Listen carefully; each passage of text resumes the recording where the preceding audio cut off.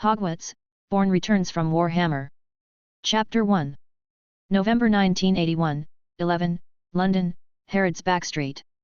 An explosion that occurred here made many Londoners sleepless nights in fear due to frequent IRA attacks in the past decade. However, the next days the Times refuted the rumor. Although the explosion killed 13 people, it was actually a secondary disaster caused by a gas leak. We hope that people will not be too panicked. There was no internet in this era, and people's channels for receiving news information were limited. Most British people still believe the news of the credit endorsement of an old newspaper with a long history. Only a small number of British people knew that it was not a gas leak at all. After all, that was not what they read in the newspapers. They read the Daily Prophet. Merlin's beard. How dare that little guy, Horace Slugghorn exclaimed as he read the newspaper delivered by Owl in the morning. He was seated in an oversized suede Scottish sofa with fringed upholstery. Next to the sofa is a round coffee table given to him by his colleague Professor Bubeji. On the coffee table were a cup of black tea, a basket of crucible cakes, and a plate of his favorite pineapple preserves. However, after reading the headlines in today's newspaper and seeing the handsome student who used to dress like a ruffian but was actually a bit handsome waving his magic wand crazily, the student who resigned from the Devil's School with great relief just yesterday, the former Hogwarts professor who held the position of Professor of Pharmacy, suddenly lost his appetite for eating anything. Just because of that damn guy, more than a dozen lives were lost, as well as the good lives of 2 young wizards. Originally all of this. Bang! A slight explosion of air interrupted Horace, who was deep in self-blame. Momo, what's the matter? Momo is a house elf, wearing clothes that look like pockets, but the material is silk and looks very clean. She bent down and bowed to her master, her long, pointed and flat nose almost touching the carpet. Master, there are 2 guests outside, Professor Dumbledore and Professor McGonagall. The house elf said quickly in a high-pitched voice. Horace couldn't help but frown when he heard the news. But considering the identity of the visitor, he quickly stood up and took out his wand and pointed it at himself. Suddenly, his original home velvet pajamas turned into a decent wizard's robe. Good morning, Horace. Good morning, Professor Slugghorn. Good morning, Dumbledore and McGonagall.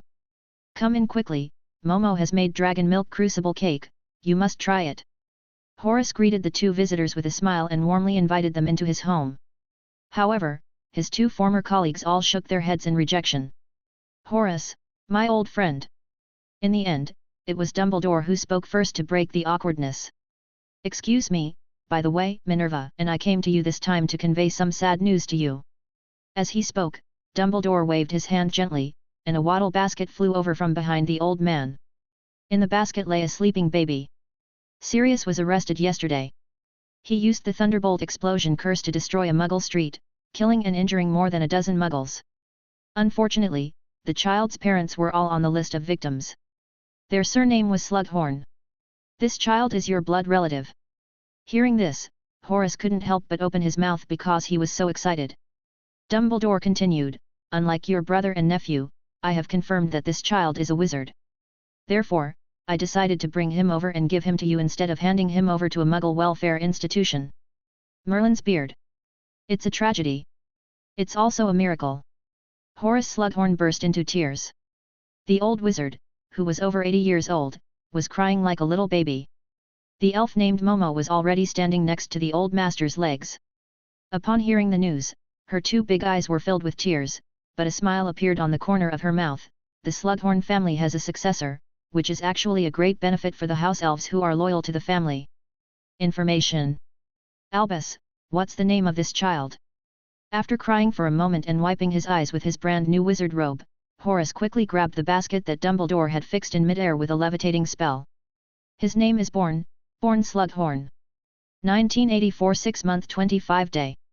Early in the morning, after washing and dressing up, Horace, who rarely had breakfast with Bourne, walked out of the house. He had a big belly and walked like a majestic male sea lion. Today, he is going to the Ministry of Magic to apply for the use of portkeys to go abroad, to attend the 3-day annual meeting of extraordinary pharmacists, and to speak on behalf of his former student Damarique Spelby at the meeting, proving that he was improved by the latter. The effectiveness of the second version of Wolfsbane potion and the interapical significance of promoting the invention of this potion. For this reason, he deliberately spent half a month brewing several bottles of the second version of Wolfsbane potion himself. Later, he used his own connections to send it to Nocturne Alley, and half sold and half gave it to some werewolf volunteers wandering on the edge of the wizarding world. They conducted human experiments on the potion and collected experimental data. However, because he would be away from home for 3 days, Horace specifically told Bourne to obey Momo's arrangements and not be naughty before leaving home. He promised, "When I go home, I will bring you a big gift bag of Duke's candy for you, little Bourne." Bourne happily agreed. Bourne has no resistance to delicious candies and he likes sweets very much. It can be said that he can accept all sweet foods except tofu. Eating sweets was a very luxurious enjoyment for him. Moreover, this once refers to a long period of conquest that spanned more than 300 years. At that time, the food he had eaten the most was a nutritional paste with ceramic powder and a large number of additives added. Not only was the taste unspeakable, but a mortal would most likely die on the spot if he ate it. Only space marines can eat it as daily food. Bourne is a time traveler, and coming to the world of Harry Potter is actually his second time travel journey. His last journey was in the world of Warhammer. At that time, he first woke up in a survival capsule with a stasis field, and the person who opened the survival capsule for him was a space wolf, or to be more precise, a member of that legion. Jackal. Big liar Lucas. As a newbie, he could only say that he had lost his memory, and then spent a few relatively happy years with Lucas, who incidentally rescued him while fighting interstellar pirates. At the very least, he did not suffer much in those years by following the founding war group, especially the Wolf Brothers of the Space Wolves. However, because Bourne does not possess Russ's gene seed, he cannot join the Space Wolves. In the end, he could only embark on the journey of finding his relatives alone, and experienced many things that would be unbelievable even for a space warrior. For example, he cursed the whalers as brainless wretches, yet he followed them to fight to the end against the terrifying Tyranids in order to protect a human planet. For example, he despised the White Scars for being a non-mainstream drag racing gang, but ended up following that person for thousands of miles and sending a little girl who had lost her parents to a human settlement. For example, he programmed those Dark Angels to be damned Riddlers, but in the end, in order to destroy a family of gene stealers, he still chose to cooperate with a team of Dark Angels to kill all the blasphemous aliens who worshipped the four-armed false god drowned in the hive sewers. He once fought against the bureaucrats of the tribunal like the Alpha Wolf Logan, and he also worked with the Grey Knights to kill the demon cubs that escaped from the subspace into the material world. He once low-key disguised himself as a servitor and boarded the rogue trader's spaceship for a fair evasion trip. He also boarded an orbital landing module and landed on the surface of the planet during the raging green tide, making a high-profile Wada'ic declaration in person. The green-skinned warlord made a 360-degree spin. He has crushed the perverted black bean sprouts to death with his bare hands more than once, and has also killed many unbearable aliens. In the long but short 300 years, he slowly grew into a legend in the galaxy. However, after such a long time, he still has not found his war group and has not officially returned to the team. Until the end of that journey, he met a star god who had just awakened.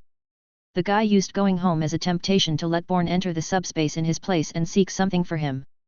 To be honest, Bourne can't remember whether he found that thing or not. He couldn't even remember how long he had been wandering in the subspace. In a world that was very different from the material world, time had no meaning. The only suitable measure he could find was the number of demons he killed. 133,754 and a half. This is the exact number of demons he killed during his journey through subspace. The reason why there is the concept of half is that he finally met the original body of an ascended demon, eternal slave Angron. That guy was too strong, and Bourne was also too strong at the time. Exhausted, his armor was in tatters, his bolter was out of ammunition, and his power sword was becoming erratic. As a result, he could only watch as Angron hit his head with the Spinebreaker, while he used all his strength to poke the power sword into the heart of the demon primarch. The last things he saw were the splattering fragments of the power sword, the materialless blood of the demon prince, and psychic lightning mixed with fire shooting from his hands. Chapter 2. Momo, I want to go out. Not long after breakfast, after leaving a few words, regardless of whether the house elf who was busy cleaning up the house heard or not, Bourne threw off his 2 short legs and ran out of Slugghorn's house like a hot wheel. Door. Unlike many wizards who like to live in isolation, or live exclusively in villages where wizards gather, Slugghorn's home is located in George Square next to Glasgow City Hall. Because of the addition of the Muggle expelling curse and the safeguard spell, this 3-story Victorian building will neither be accidentally bumped into by Muggle travelers nor easily discovered by some dark wizards. Although he took great care of the only heir of the family, Horace would not keep little Bourne in a strict confinement in the mansion like a magical animal. When he has nothing to do, he will take time to take little Bourne around to see the daily life of Muggles. Of course, this is mainly to prepare Bourne for going to school in the future. Hogwarts has an elective course about Muggles. Horace heard that the Weasley family, which is also a pure-blood family, produced a genius boy named Bill Weasley. He got a total of 12 O's in this year's Owls exam, setting a new record for Hogwarts history. However, like most parents in the world, Horace also upholds the concept of it's better to have children. He felt that Bourne could do anything that the Weasley children could do, so he made arrangements for him early on. The main focus is an involution.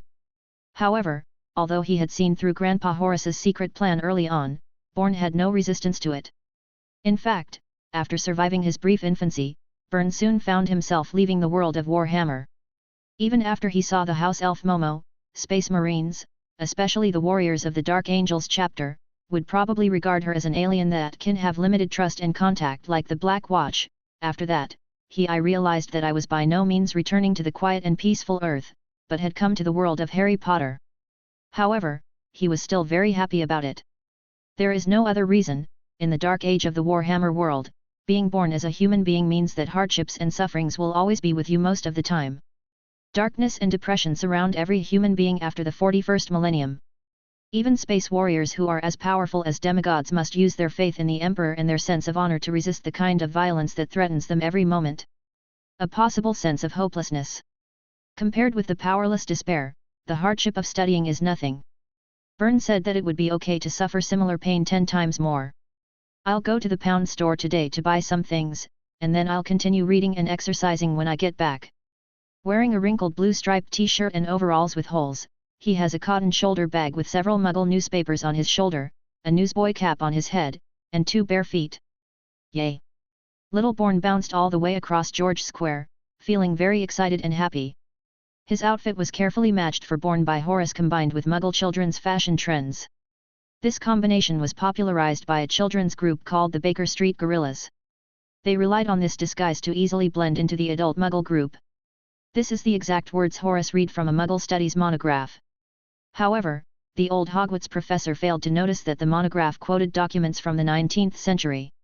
However, Bourne didn't care at all about the looks of men and women along the way. The place he was going was very attractive to him. It was a second-hand store opened in the corner of George Square, which displayed second-hand goods such as daily necessities, office supplies, clothes, and hardware parts. Its name is also very down-to-earth, just £1, which highlights the main features of the goods it sells. Jingle bell bell. Pushing open the glass door of the £1 second-hand store, Bourne walked into the store excitedly. The bald boss next to the cashier looked at the barefoot little newsboy and couldn't help but frown. Hey, kid, where are your adults? This is not a place where you should come alone.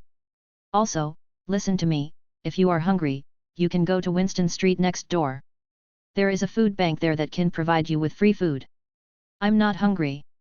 Bourne replied, seemingly unaware that the other person was trying to drive him away in disguise. Instead, he took out a wad of money from the front pocket of his overalls. The notes totaled about 15 or 16 pounds, with some coins mixed in. Although this makes him look more like a little tramp who makes a living by begging, it also proves that he does have certain spending power. After thinking for a moment, the bald boss nodded and reminded him in a slightly kind way, you can go to the 3rd row of shelves to find a pair of shoes. There should be 1 or 2 pairs over there that match your size. Thank you, but I want to buy something else. As he spoke, Bourne piled the change on the cashier. Then he walked to the shelf with tools and picked up the one hanging on the shelf. A second-hand fire-fighting chainsaw. Horace once took him to the pound shop, and Bourne took a fancy to this baby at that time, and also firmly remembered the sales price on its label. In order to collect enough change, he helped Horace process a batch of potion ingredients and peeled off the spines of several barrels of frogs. Of course, this was also a disguised form of Horace giving him a potion enlightenment lesson. And Bourne's harvest is those Muggle currencies. In addition to the fire-fighting chainsaw, Bourne also picked out several tools and parts, all of which he had taken a fancy to during his last visit here. After getting the goods he needed, Bourne turned around and ran out of the £1 store without waiting for the shop owner to say anything. Although the bald shop owner chased him out, chainsaws and spare parts were indeed not items that a child would buy, but when he ran out, he discovered that there was no sign of Bourne anywhere in the square. Strange? Why did the child suddenly disappear? The bald shop owner looked back at the change on the counter, and then looked at George Square outside the door. He fell into deep doubts. Bourne was actually very confused. When he walked out of the pound store, he was supposed to go home through George Square, but somehow, he turned into a small alley next to the store, as if something was attracting him there. There is indeed something. To be more precise, there was a little thing standing in the center of the alley. However, even if it stood upright, its body was only 3 feet tall. It looks a bit like the gnomes Bourne had seen in the garden. It also has a large head that is out of proportion to its body and strong feet with protruding bones. However, this little thing is taller than the goblin and has a sharper nose. The color of its skin is purple, not the soil-like tan of goblins. Seeing Bourne looking at him, it was nervous for a moment, but then it opened its mouth very strangely and let out a giggle evil smile. This laughter seemed to have a kind of magic, and it was indeed the case, because the scientific name of the purple-skinned elf that appeared in front of Bourne was elf, and it was a 4x level magical animal that lived in the Black Forest. The reason why this kind of spirit, which can only do some mischief at most, can be rated as 4x level like the phoenix and the poisonous horned beast is because their evil smile has special magical power. Even an adult wizard may accidentally fall into the trap of an evil spirit and fall into an inexplicable memory, and then forget what is happening in front of him. However, if an adult wizard is attacked, the evil spirit will most likely choose to take the opportunity to escape, but if faced with an underage wizard or a muggle child, the evil spirit will most likely choose to eat the victim. It is precisely because of their cruel man-eating habits that the German Ministry of Magic has continued to hunt evil spirits for centuries, greatly reducing the population size of this kind of man-eating spirits. The most recent reported incident of evil spirits attacking humans was a 6-year-old wizard named Bruno Schmidt at the end of the 19th century. As a result, Mr. Schmidt used his father's foldable crucible. Hit the evil spirit hard on the head and kill it. Of course, this attack counter-kill case is actually just an example. Moreover, when evil spirits have partners, they become extremely dangerous. It's just to confuse a little wizard. Why are you so slow to do it? As the evil spirit laughed all the way and lured Bourne into the depths of the alley, a man in a leather jacket suddenly stood up from behind a tin trash can. Stand up. Facing the interrogation of his accomplices, the evil spirit's eyes suddenly showed a look of resentment, but it actually did not have the courage to confront this sarcastic guy passionately. Is this the boy from the Slugghorn family? The man asked the evil spirit, pointing at Bourne who was carrying a lot of second-hand tools. The latter nodded. He, that's good, that's good. This man with unusually thick hair stroked his beard, opened his specially polished mouth full of fangs, and let out a sickly laugh. As long as I take one bite, Slugghorn, this so-called 28 sacred tribes will be extinct. The man smiled evilly, or worse. The worst-case scenario is to turn into a werewolf. This man's name is Fenrir Greyback, and he is a werewolf. Unlike many wizards who become werewolves after being bitten by werewolves, Greyback's parents are both werewolves. If werewolves are divided into pure blood and mixed blood, then Fenrir must be pure blood, and he is also a werewolf born in the summer. According to legend, werewolves born in the summer will grow up to be the king of werewolves. The bloodline of the Holy 28 families is easily confused by evil spirits. Fenrir looked at Bourne and mocked triumphantly, he's just an ordinary little wizard. Chapter 3. Since his boyhood, Fenrir Greyback has been practicing his ideal of biting and infecting as many wizards as possible, so soon after he became an adult, he successfully sent himself to Azkaban. Originally, he would spend the rest of his life under the eyes of the Dementors, and it was very likely that he would die suddenly in a cold cell one day in the future due to excessive force when the Dementors kissed him. However, taking advantage of the rise of Voldemort and the chaos in the wizarding world, Fenrir Greyback managed to escape from Azkaban. During the 11 years of Voldemort's rebellion, he simply defected to him and became a loyal dog of the Dark Lord. During that time, he would bite whomever Voldemort asked him to bite, which made many wizards worried about this, fearing that their family members, especially children, would be bitten by Fenrir and infected into werewolves. After the fall of Voldemort, the Death Eaters who followed him quickly fell into disarray. Many of them were arrested and brought to justice by the Ministry of Magic. After a quick interrogation, they were thrown into Azkaban. Compared to these unlucky ones, Fenrir was lucky enough to slip through the net and avoid the tragedy of revisiting his old place. However, he still had to hide and avoid being hunted by the Aurors of the Ministry of Magic. But even so, Fenrir, who holds the title of wanted criminal, will still sneak into the wizarding world every once in a while, infect or kill one or two young wizards with his sharp teeth, and in this way continue to spread his terror. Reputation. He never gave up his crazy and dark ideal, to create a group of werewolves and become the leader of this group. It is precisely because of this that when he heard the news that Damocles Belby had invented the wolfsbane potion and successfully optimized it into the second version, Fenrir immediately became furious. If werewolves were no longer ostracized by wizards, if they could live a normal life relying on that bullshit potion, how could those wolf cubs gather into a wolf pack, and which wolf cub would still care about their leader? Fenrir stared at the confused Bourne and said viciously, "Kid, don't blame me. If not, blame your nosy grandpa, who told him to have to personally endorse his student's platform in order to gain the limelight." He brought an evil spirit to attack Bourne, which actually had a purpose. Although this guy didn't dare to go to the annual meeting of the Extraordinary Pharmacists Association, he was still very brave to steal the house while Horace was out. The wizarding world is not a big circle. After some investigation, Fenrir soon learned that Horace had a great nephew like Bourne. He wants to bite Bourne and transform him into a werewolf as a threat to the wizard who invented and promoted the wolfsbane potion. As he spoke, the guy twisted his neck, and the already thick hair on his face suddenly grew a lot, almost covering his entire face. His mouth and nose also protruded forward little by little.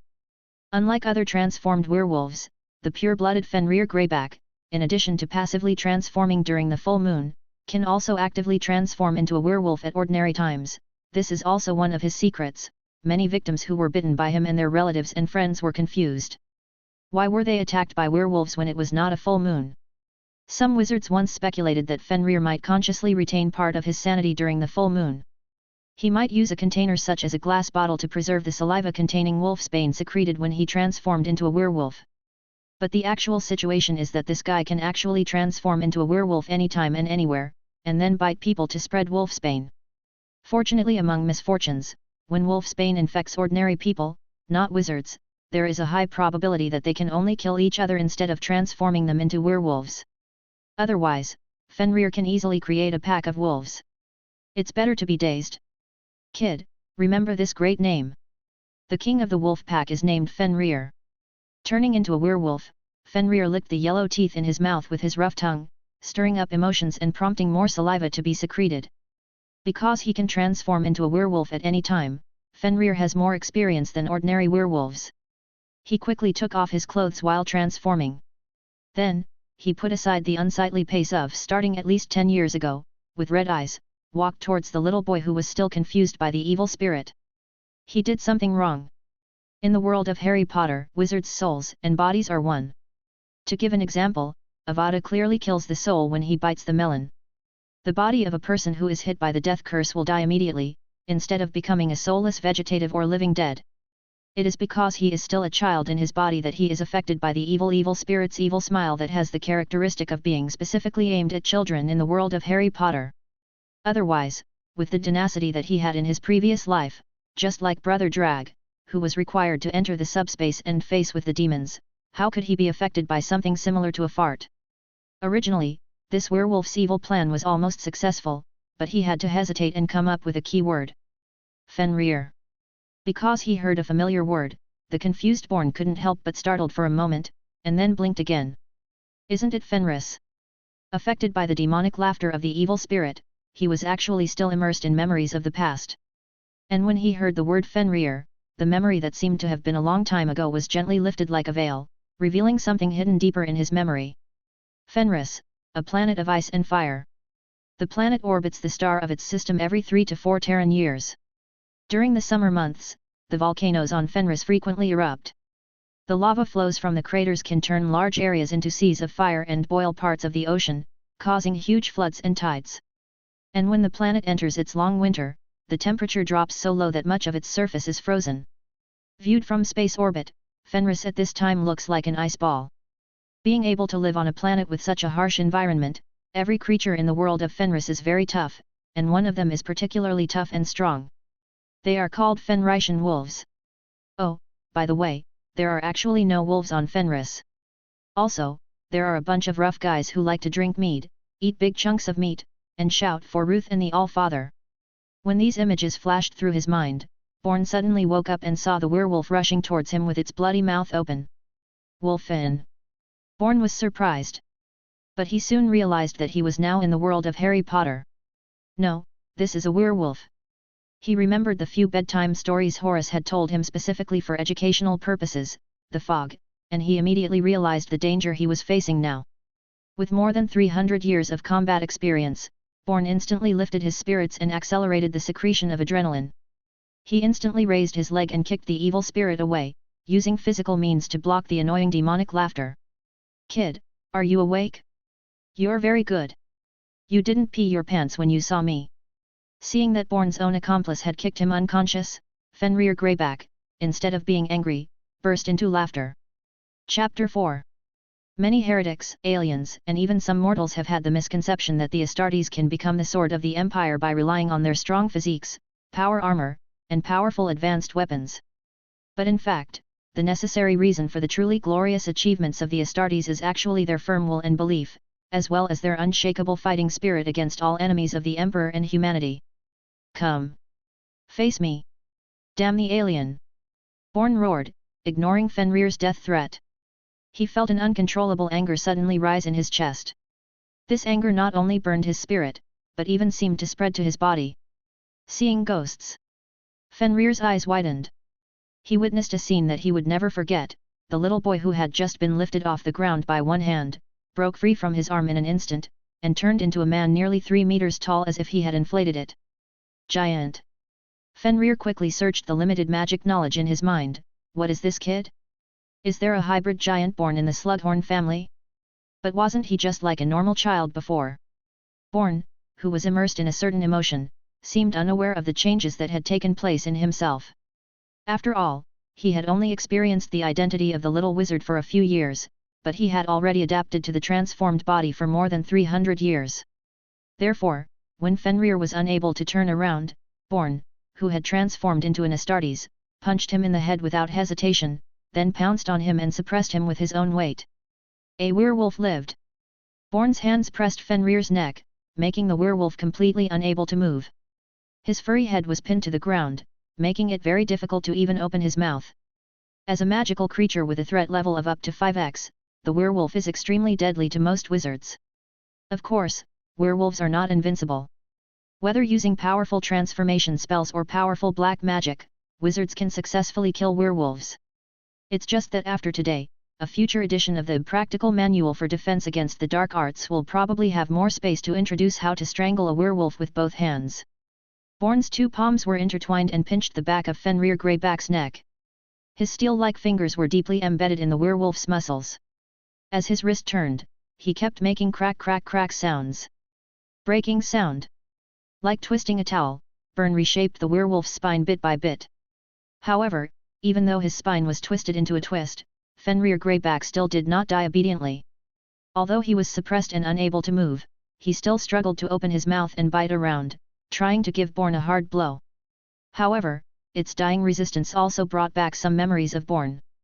Just like those warrior bugs of the Tyranids, even if they are destined to be killed, they often try their best to drag a heroic Astartes to die with them.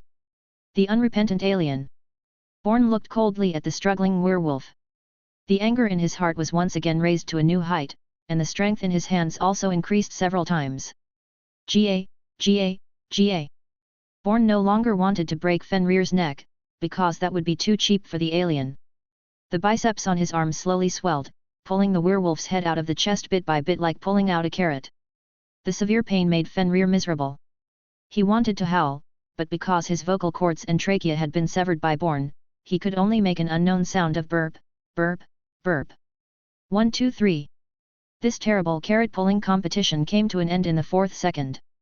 After all, Fenrir's head failed to twist Bourne's arm, which was thicker than an ordinary person's thigh, and was forcefully pulled out of his body. Bourne stood up, as if grabbing a basketball with one hand, grabbing a werewolf head with wide eyes and a dead look. This head also brought out a section of the werewolf's spine that was covered with grease and was slightly yellow. Because of being tainted with black magic, the werewolf's blood is darker in color than normal creatures. It flows out from Fenrir's body in large streams, forming a large pool of crude oil on the ground in the alley. Leaky stains. Bourne frowned. Only then did he realize that this place was an alley behind George Square. We just killed Fenrir. Although it didn't take much time and didn't make much noise, there was still a chance that someone would hear him if he wasn't prepared. If someone were to pass by here now, the blood on the ground and the werewolf bones would probably cause some unnecessary trouble. And just when Bourne wanted to leave here without anyone noticing, a slight explosion of air suddenly appeared next to the iron trash can not far from him. Hey! Bourne turned his head and looked there. I saw a house elf holding a flat pan in his hand hiding behind a tin trash can, peeking his head in this direction. When she saw the blood and the wolf corpse, she was stunned for a moment, and then she couldn't help but let out a scream. Ah ah ah ah! Bourne quickly spoke to stop her, Momo. Master Bourne. Upon hearing the familiar name, House Elf Momo opened her watery eyes and looked at the giant who greeted her with confusion. Because there are things like polyjuice potion in the wizarding world, some long-standing families specialize in training house elves to rely on the wizard's fingerprint, a unique magical aura that every wizard has. Not by appearance to identify who is the real owner. Although Bourne's voice had also undergone some changes as his body image changed, Momo could still accurately identify the familiar magical aura. Master Bourne, how did you become like this? Also, that werewolf, what's going on? Momo fired off a barrage of questions. Her voice was much sharper than usual, and she was using a pan as a crutch when speaking, as if she would faint at any time if she didn't. It's a long story, could you? Just when Bourne was about to say something, Momo suddenly raised her arm and released a magic spell without reciting a spell. Next to a garbage bag facing the wall of the alley, the evil spirit who had just woken up and immediately recognized the situation and tried to sneak away was instantly hit. His eyes widened and he fell straight to the ground. Master Bourne, Momo looked at Bourne seriously, now is not the time to talk. I will go and notify the old master to come back immediately. You wait here and don't move. After saying that, the house elf disapparated again and disappeared without a trace in front of Bourne. Bourne. What he clearly wanted to say just now was to ask Momo to go home quickly and get him some clothes, or a sheet or something. Because as he transformed into an Astartes, his Baker Street squad suit had been torn into dozens of rags. Of course, even if the clothes were still intact, he couldn't put those clothes on with his current body shape. So, a minute later, when Horace apparat from the annual meeting of extraordinary pharmacists to this alley at the speed of light, what he saw was a dazed man squatting in the corner with some blood on his body. Huge figure. Exactly the same as Momo's expression before, Horace was almost frightened by the scene in front of him and fainted to the ground. He took a deep breath before asking, Bourne, where is the injury? Tell Grandpa. I'm not hurt. Bourne shook his head. He told the truth. The wounds caused by Fenrir had already healed quickly as before due to the transformation of his body into Astartes. So now the blood on Bourne's body is completely the blood of the werewolf, not a single bit of it is his. Chapter 5. To make a long story short, Albus, what do you think of what's going on with my little Bourne's health? Horace Slugghorn asked seriously. Although the person he asked was Albus Dumbledore, his eyes were always fixed on Bourne. After taking Bourne and rushing to St. Mungo's Hospital of Witchcraft and Wizardry, Horace asked Momo to go to Hogwarts and invited Albus Dumbledore over. St. Mungo's healer, the greatest white wizard, plus the potions master. Triple insurance, triple protection. Dumbledore walked around Bourne, taking a closer look at the little boy who had transformed into the current keykeeper of Hogwarts Castle, and then pushed up his half-moon glasses. Be patient, my old friend. It is obvious that young Bourne is not infected with wolfsbane. Although he is contaminated with Fenrir Greyback's blood, we all know that wolfsbane cannot penetrate intact skin. Infect the victim. And when it comes to potions, as a potion master, you have more say than I do, and you must have ruled out this worst possibility. The therapist also said that you also gave little Bourne a teaspoon of wolfsbane potion, and he did not have any stress reaction to the potion. Horace Slugghorn took out his handkerchief, wiped his eyes, and nodded, yes, I can't even imagine that if little Bourne is really bitten by that villain werewolf, my old bones, can you still bear it? Although it's not the worst situation now, I can't completely rest assured about his physical condition. He is the only future heir of the Slugghorn family. Do you think his appearance changes are due to some black magic? The first sentence was spoken normally by Horace, while the latter sentence was communicated with Dumbledore using his mind. Communicating silently was as easy as eating and drinking for these two legilimency masters. Dumbledore shook his head and replied to his old friend with the same thought, "Don't worry, it's not black magic. Severus also agrees with me. You know, Severus has done in-depth research in this area. But the method given by Snape was to make little Bourne drink the shrinking potion for a period of time? Listen, is this human talk? I remember that when I taught them a lesson, I focused on what the professional ethics of a potions master was. Severus obviously didn't pay attention to that lesson. In this regard, he is far inferior to Lily." Dumbledore smiled and made no further comment. "In fact, I don't agree with him either." He stretched out his hand and punched the strong muscles on Bourne's thigh. Little Bourne almost had a knee-jerk reflex subconsciously, but luckily he didn't do that. "You know, the magic I'm best at is actually transformation. And from the perspective of transformation, there may be another explanation for little Bourne's changes." These words immediately awakened Horace. Although he is best known as the master of potions, this does not mean that Horace's knowledge of other magical fields is shallow. "You mean mags?" Dumbledore nodded. "There are currently two known forms of magus, namely Oni, animal, magus and disguise magus. The Mercutio, magical creature, magus only exists in theory, and historically all wizards who have recklessly attempted this magus transformation have, without exception, suffered serious accidents." Seeing the nervous expression on Horace's face, Dumbledore quickly comforted him, "Don't worry, I think Bourne is not a Mercutio, but a natural disguise magus, but in a special form. He changed it's your entire body that's important, not your face." One of the new little wizards admitted to Hogwarts this year was a natural metamorphmagus, and Minerva liked her as if she were her own daughter. Not only can she change her face into anyone's face, she can even turn into a cat head, or a duck head. "Then you mean that by following Mags's transformation method, it's possible for Bourne to transform back?" "My gut tells me that's the case. Magic is an idealistic power. When casting magic or brewing potions, a skilled wizard can know in advance whether he will succeed based on intuition alone. The more powerful the wizard, the more accurate his intuition. For a powerful wizard like Dumbledore, his intuition is basically equivalent to the factual results, and is extremely credible." So, when Dumbledore said this, Horace was immediately relieved. "Momo, go get the pineapple preserves, no, bring over the Honeyduke's candy gift box. Little Bourne needs this now." Hearing this, Bourne, who was lying on a specially made reinforced hospital bed, couldn't help but feel speechless, so he retorted, "Grandpa Horace, I am not a child." However, a few minutes later, while drinking the sizzling honey sherbet that allowed him to float a few inches above the hospital bed, and eating the chocolate balls filled with dried strawberries, little Bourne felt that it was not bad to be a child. At the very least, you can eat delicious candy after you get sick. Amino oatmeal mixed with ceramic powder, clean and hygienic canned ant cow, snot-like nutritional ointment. Dogs won't eat those things. While Bourne was eating happily, an emotion called happiness was also slowly growing in his heart. When it accumulated to a certain concentration, with a soft bang sound, Bourne died. He became the kid he was before. "Oh.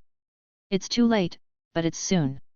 Bourne immediately spat out the candy called Pepper Naughty that he had just put into his mouth. Astartes could chew it as a snack, but it was not what normal children should eat. Things. It's a pity that he was still half a beat too late. 2 streams of steam had sprayed out of his ears. He opened his mouth wide and stuck out his tongue, gasping for breath, and a few wisps of sparks burst out of his mouth.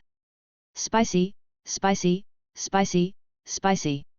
Neo drank a large glass of sweet sherbet, and Bourne was able to suppress the urge to spit fire from his mouth. Standing next to the hospital bed, Horace and Dumbledore, 2 old men with a combined age of over 200 years old, laughed heartily when they saw Bourne's reaction. "Little Bourne, you should try pineapple preserves." Horace took the opportunity to bewitch and said. "Horace, children should be exposed to more new things." Dumbledore shook his head and took out a glass jar from the candy gift bag. "I highly recommend you try Honeyduke's cockroach pile. Don't be fooled. It's confusing in appearance, but these candies have a peanut butter filling and taste like delicious nougat." After saying that, Dumbledore winked at Bourne. Under Horace's horrified eyes, Bourne actually reached out and took out a piece of cockroach-shaped candy from the glass jar. Its several insect legs made of sugar threads were still swinging. Bourne threw the pile of cockroaches into his mouth, his upper and lower jaw suddenly closed, and the sandwich candy exploded between his teeth. Sure enough, it's peanut butter flavored. Bourne's eyes lit up, and then he reached out and grabbed a handful of cockroaches and started sobbing. Chapter 6. After being discharged from St. Mungo's, Bourne became increasingly busy. His grandpa Horace, the Snake King of the older generation, wanted to lay a good foundation for him to dominate Slytherin before he entered school. Happy education is not advisable.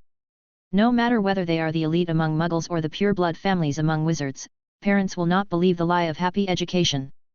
Identification of common potion materials, basic magic theory, origin of magic spells, history of magic. Even taking into account Bourne's special Magus transformation, Horace also used the skills of a potion master to compile a special book for his little grandnephew. The knowledge about magic food nutrition. Foods like dragon ribs, dragon meatballs tartar, and ream milk have almost become a regular snack for Bourne every day. As time goes by, Horace will always feel extremely relieved to see the daily changes in his children. As expected of the Slugghorn family. Of course, no one is perfect, and Bourne also has a little problem that often makes this old Snake King feel heartbroken. Aha! Bourne, let's be scared. Early that morning, Horace pushed open the door of Bourne's room and looked at his grandnephew who was hiding the wrench behind his back with a smile. Listen, kid, I know you're still playing with those things. I'm not. I absolutely can't. Bourne showed a cute and sincere smile. He knew that Horace was going to the Ministry of Magic today to attend an important meeting. Grandpa Horace, don't worry, I will listen to Momo and wait for you to come back. Bang! A mechanical arm fell from the table that Bourne was blocking behind him, and the small chainsaw blade on it penetrated into the floor, causing the arm to stick directly on the floor. Horace's eyelids trembled. If you didn't keep glancing at that thing from the corner of your eye, your words might be more convincing. Several years have passed since the werewolf attack, and the young master of the Slugghorn family has finally grown up and become a young wizard who is about to reach school age. The incident of tearing a werewolf apart had no impact on his life. At least, without anyone with knowledge of the matter spreading the word, both the werewolf Fenrir and the evil spirit were reduced to ashes by a pot of potion. The Ministry of Magic did not send anyone to investigate the matter in the end. In fact, after being able to freely switch between the Astartes Magus form and his own body, Bourne was only forcibly taken by Horace to St. Mungo's Magical Hospital for several examinations and received some psychological counseling. Professional treatment. Every time he went to the hospital, Bourne felt like it was a waste of time and galleons. After 300 years of fighting in the Dark Universe, is it possible that he could still suffer from mental illness such as PTSD? Just kidding, these diseases are not loyal enough by their names. The main reason why Bourne was able to endure the treatment was because Horace, an old professor with decades of teaching experience, was really good at dealing with children. He knew that if he wanted the children to go to the hospital well, he had to use toys and candies as bait. However, other little wizards would pester their adults to take them to Zuko's joke shop and Honeydukes, but Bourne would beg Horace to take him to hardware stores, machine shops, black market gun shops, etc. Muggle places. Hey? It seems like something weird got mixed in, but it doesn't matter. For more than 2 years, in addition to receiving Horace's daily school education, Bourne's favorite thing to do is to tinker with the toys bought from Muggles, and he will make some noise at every turn. Occasionally blow up some furniture. If it weren't for the house elves who were proficient in using household magic such as clean up, and someone else had to take care of a naughty kid like Bourne who was very capable, that person would have to find a rope to hang himself. Horace could not understand Bourne's interest. Putting aside whether it is dangerous for children to play with these things, Bourne, you are Slugghorn after all, crucibles, cauldrons and all kinds of potion ingredients that no outsider can buy, aren't you? Is this something you should play at this age? How come the hands-on hobby you show is so much like something only the Weasley family would do? To this end, Horace even checked the family tree. However, if you don't check, you won't know. When you check, you will be shocked to find that the Slugghorn family and the Weasley ancestors are actually related. As a result, Horace experienced the pain of having his home stolen that many young people would feel in the future. Moreover, he couldn't say anything yet. After all, no matter how poor the Weasley family is, they are still one of the Holy 28 families, and their family's ancestral talents are also very good.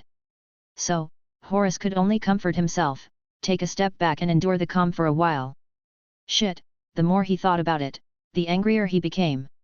In line with the concept of saving the children, Horace began to consciously launch special management of Bourne a few years ago.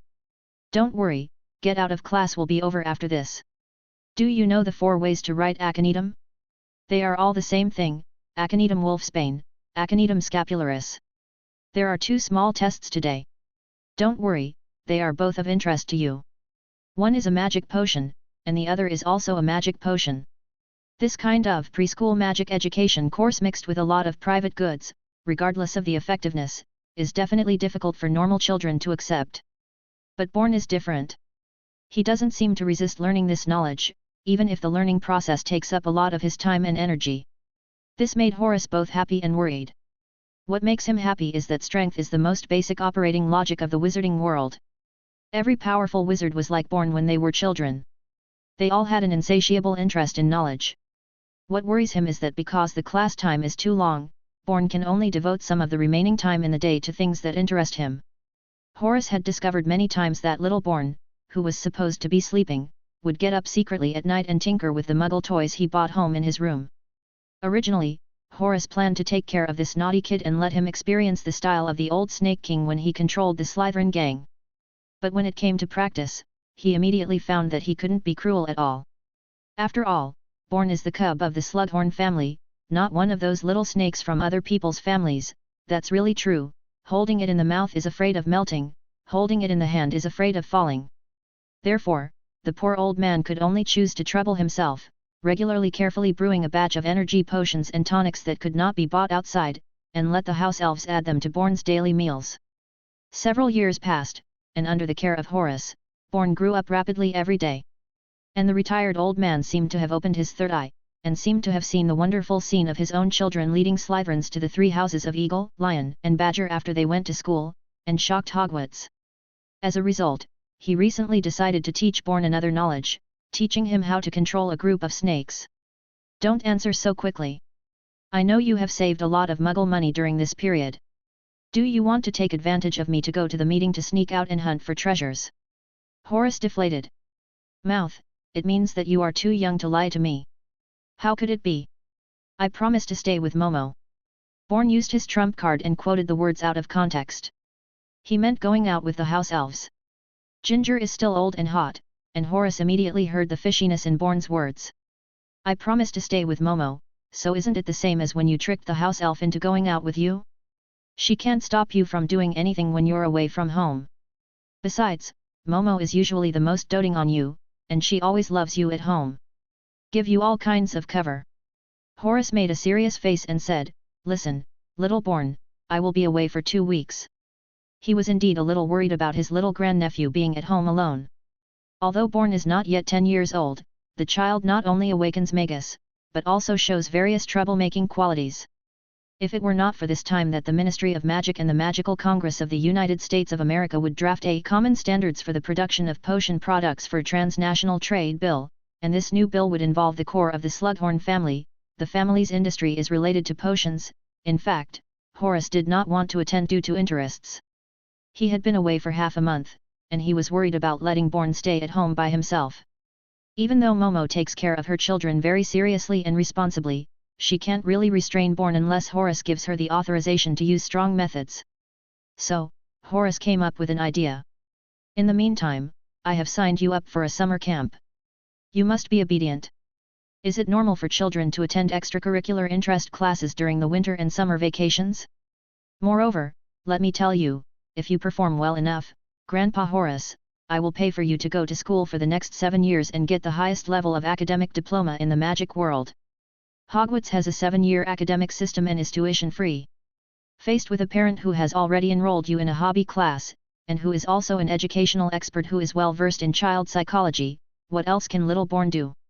He could only obediently put on decent clothes, take a small suitcase of his, and follow Horace and Momo towards the fireplace at home. Chapter 7 Hermitage Manor, Surrey. Led by Horace, Bourne walked out of the fireplace in the manor, but Momo disappeared without a trace. A house elf who knows etiquette will reduce his or her presence as much as possible. Because he knew that his great-nephew had the habit of asking questions, Horace explained to him simply, You can call her when you need it. Momo can hear it. It's a bit redundant. You don't have to worry about it at home. Bourne said that he didn't like this kind of social activity that was frivolous and submissive. You have to get used to social interaction, this is a new course. While Horace was solving Bourne's doubts, social behavior soon caught up with them. A man with platinum blonde hair, cold grey-blue eyes and a slightly pale face strode in from outside the living room. He was holding a cane with a snake-shaped decoration in his hand. He was walking very fast, and the hem of his black robe seemed to be floating. Dean Slugghorn. The man walked up to Mr. Horace and greeted them with a smile on his face. Hello, Lucius. Horace responded to his former student with a smile. Where's Narcissa? She didn't come with you to see the child off. No, headmaster. Narcissa is here too, but she is staying with our son Draco, who is playing indoor Quidditch with his little friends on a child's broomstick. Then, Lucius Malfoy's eyes shifted to Bourne. Dean, this is your little grandnephew, right? What is the name of this little gentleman? Bourne said his name without letting Horace answer for him. My name is Bourne Slughorn. Another excellent Mr. Slughorn, you look older than Draco. You must take care of my little dragon when Draco goes to school.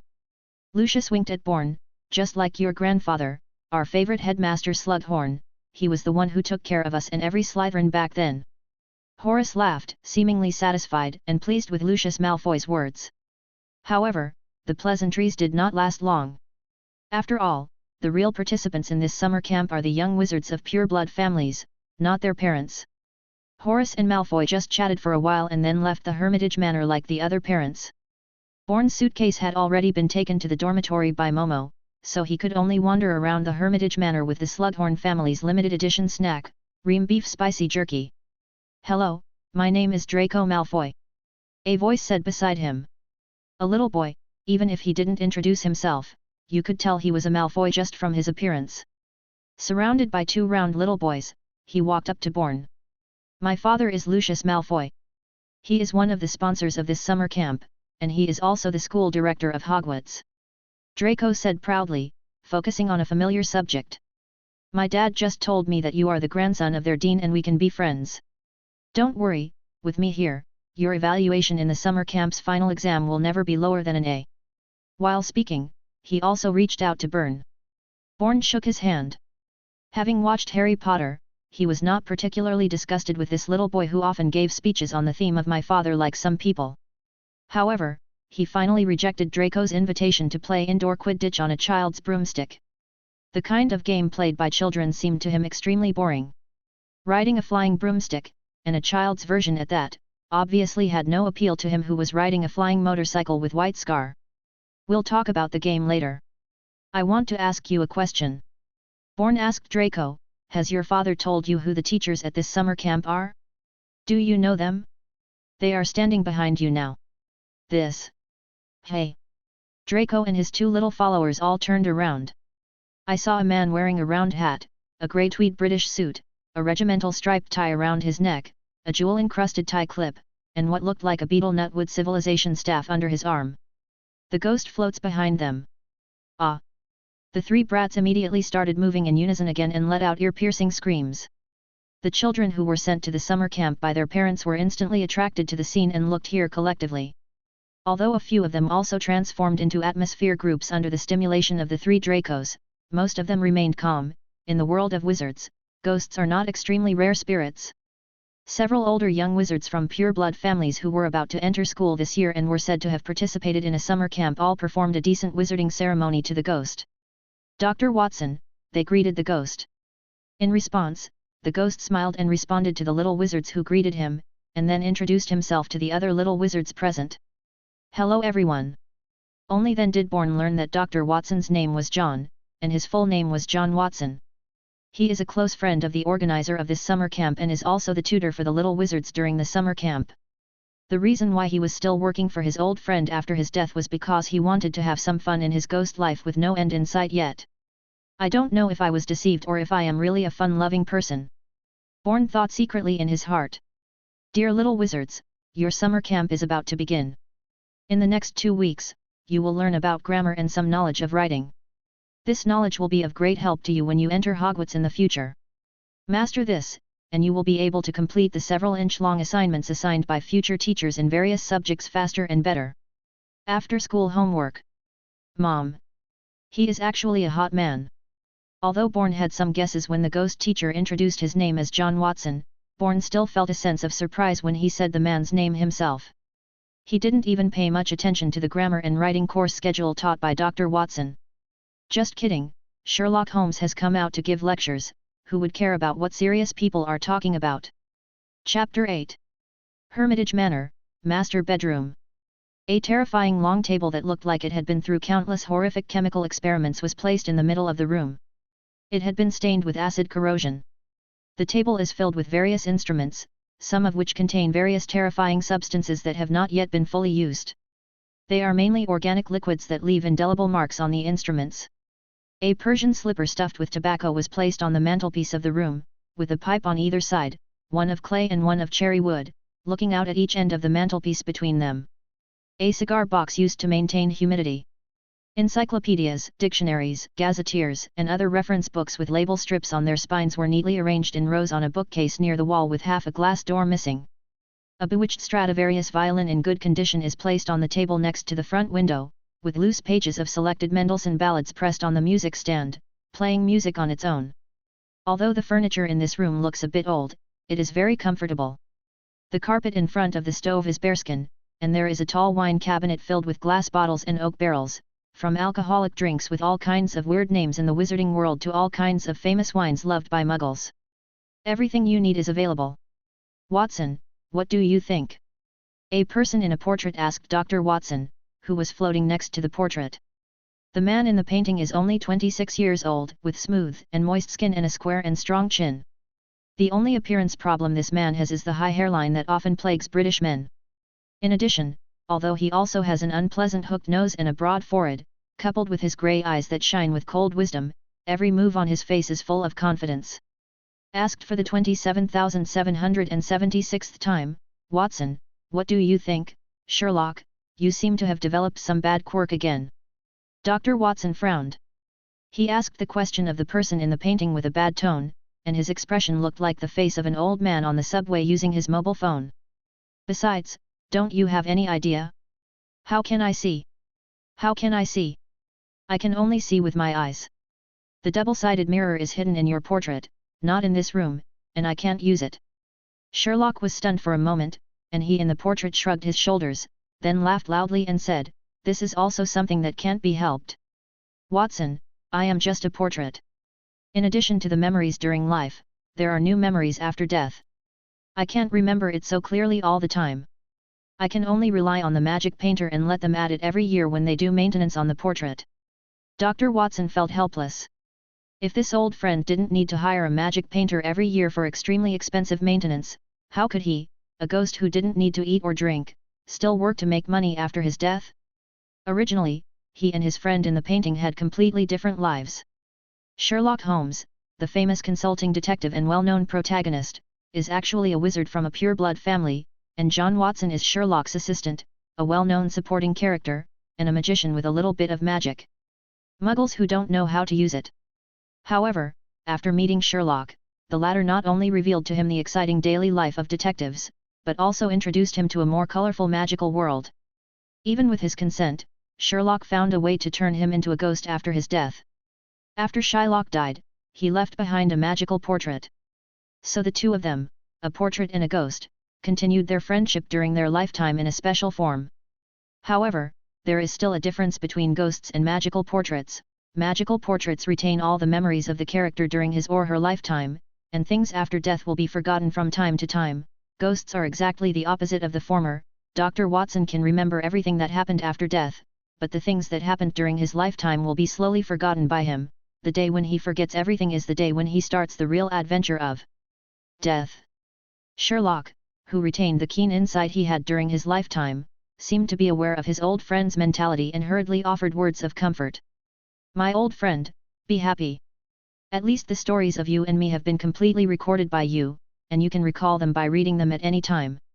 Not to mention, the cigars on the fireplace, fine tobacco, and even the wine, those bottles of cute little things in the cabinet, after being lit, you can taste their flavor, but I can only look at the plum blossoms to quench my thirst."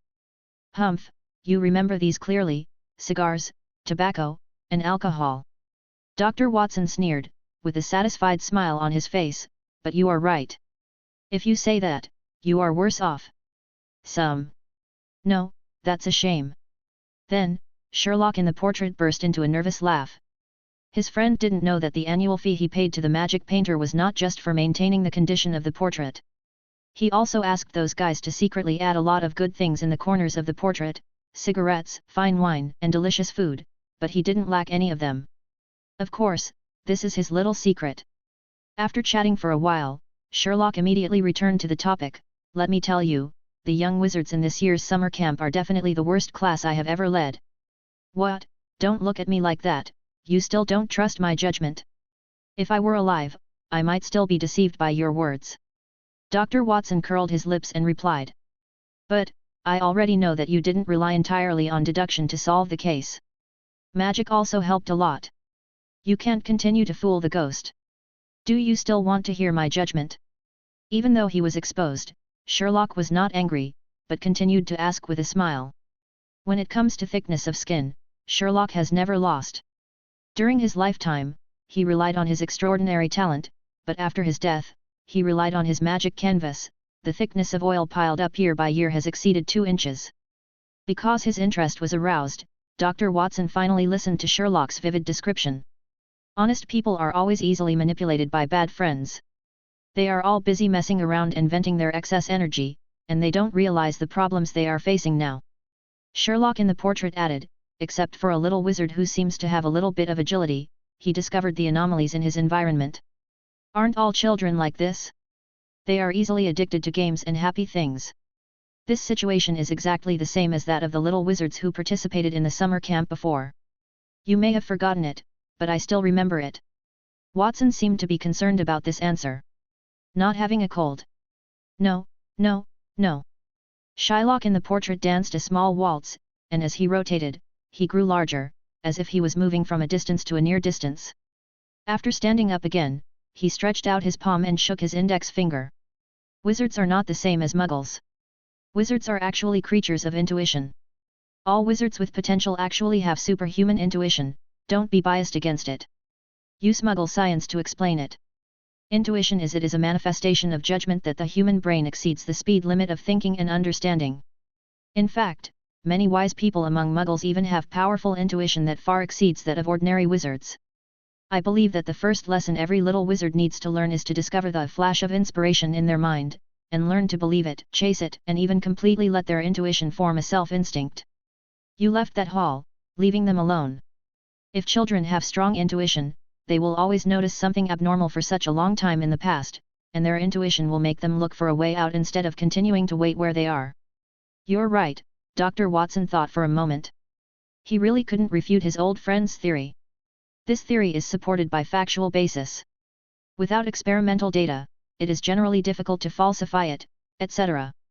Suddenly he had a flash of inspiration and discovered a blind spot that he had not realized before. Sir Holmes. Dr. Watson's tone suddenly became serious. He rarely used this title to address his old friend.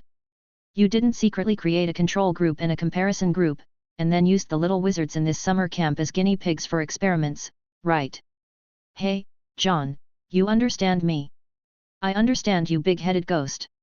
Hearing Sherlock's personal admission, even though he had turned into a ghost, Dr. Watson still broke out in a cold sweat.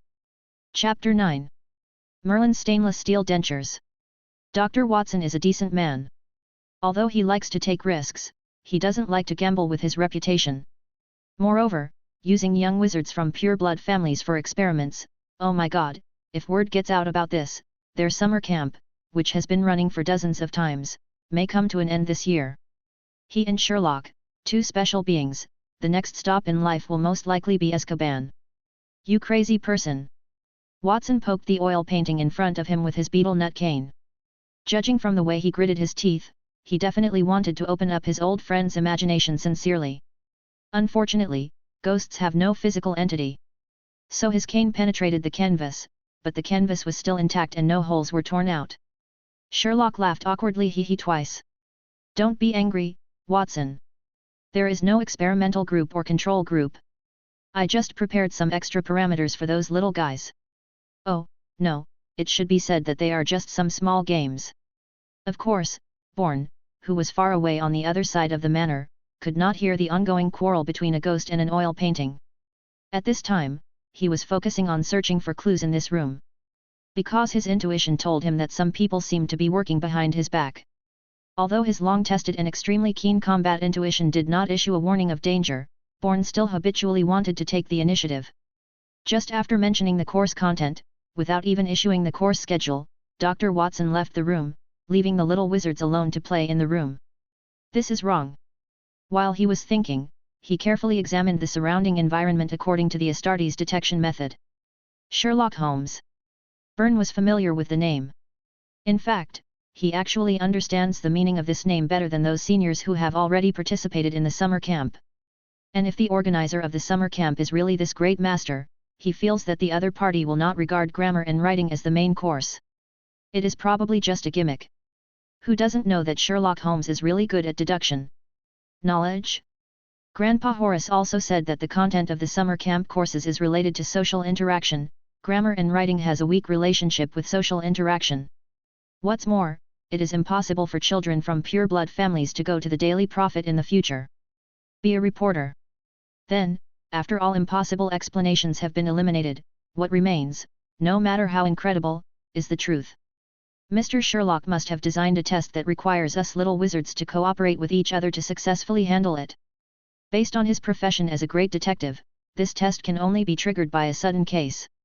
Sure enough, I am a scheming child. Quack quack. Bourne suddenly felt that this summer camp seemed to be starting to become interesting. To be honest, he didn't want to come at first. But now, after reasoning in the air, he even pretended to push up his non-existent glasses, touched his belly, and almost said there is only one truth and asked the house elf to take a picture for him. Record it with photos. Just like the devil comes from subspace, the devil is hidden in the details. A confident smile appeared on the corner of Bourne's mouth. He was quite familiar with this theory, so he began to carefully search for various details in this hall. Invisible filaments and fishing lines, none. Ice cubes or other things that can disappear, none. Candy or other snacks, except for the ream beef spicy jerky in his hand, there are no other snacks. Knives or other crime tools, I didn't see anything similar to them at all. The suspect who behaved strangely, except for Bourne, the other pure-blood wizards were all laughing and joking, it was very normal. While Bourne was persevering in his battle of wits with the air, the tapestry on the west wall of the hall suddenly rose slowly under the pull of the pull rope, revealing a huge oil painting. Why is it huge? Because the canvas of this painting almost occupies an entire wall and has no connection with details at all. Bourne just glanced at it and ignored it. The clown is me. Bourne looked around a little guiltily and found that none of the other little wizards noticed him. Then he followed the example of others and calmly walked towards the oil painting. The content of the picture depicts a bar. Its appearance is somewhat similar to the Leaky Cauldron pub that Horace once took Bourne to. It's hard not to make Bourne wonder whether the decorations of the Wizarding World pubs are all the work of the same person or the same company. They all follow the shabby retro style, but the difference is that this bar in the picture is even shabbier than the Leaky Cauldron. In the lower right corner of the painting, a small wooden board hangs on a small grey wall tile, with the name of the bar engraved on it, the Blind Pig Tavern. The screen was crowded with men and women dressed in strange clothes, but none of them looked like decent people. Some people gather together in the bar lobby to play dice, dominoes, or other types of card games. In the back room in the upper right corner of the screen, several people gather together to place bets on cockfights. In the lower left corner there is a staircase leading to the basement, where bare-knuckle boxing is being performed. From time to time, a few songs and ditties would come out of the magical portrait, but they were all of the most obscene kind. This strange portrait immediately attracted the attention of all the little wizards, and almost everyone was attracted to stop and observe. I also have many magic oil paintings at home. Draco Malfoy stood at the front of the group of young wizards and pointed at the oil painting proudly. The largest painting in my house is twice as big as this painting. It depicts an adult Norwegian Spinosaurus. It not only breathes fire, but also scares everyone who passes in front of it with its roar. What's that?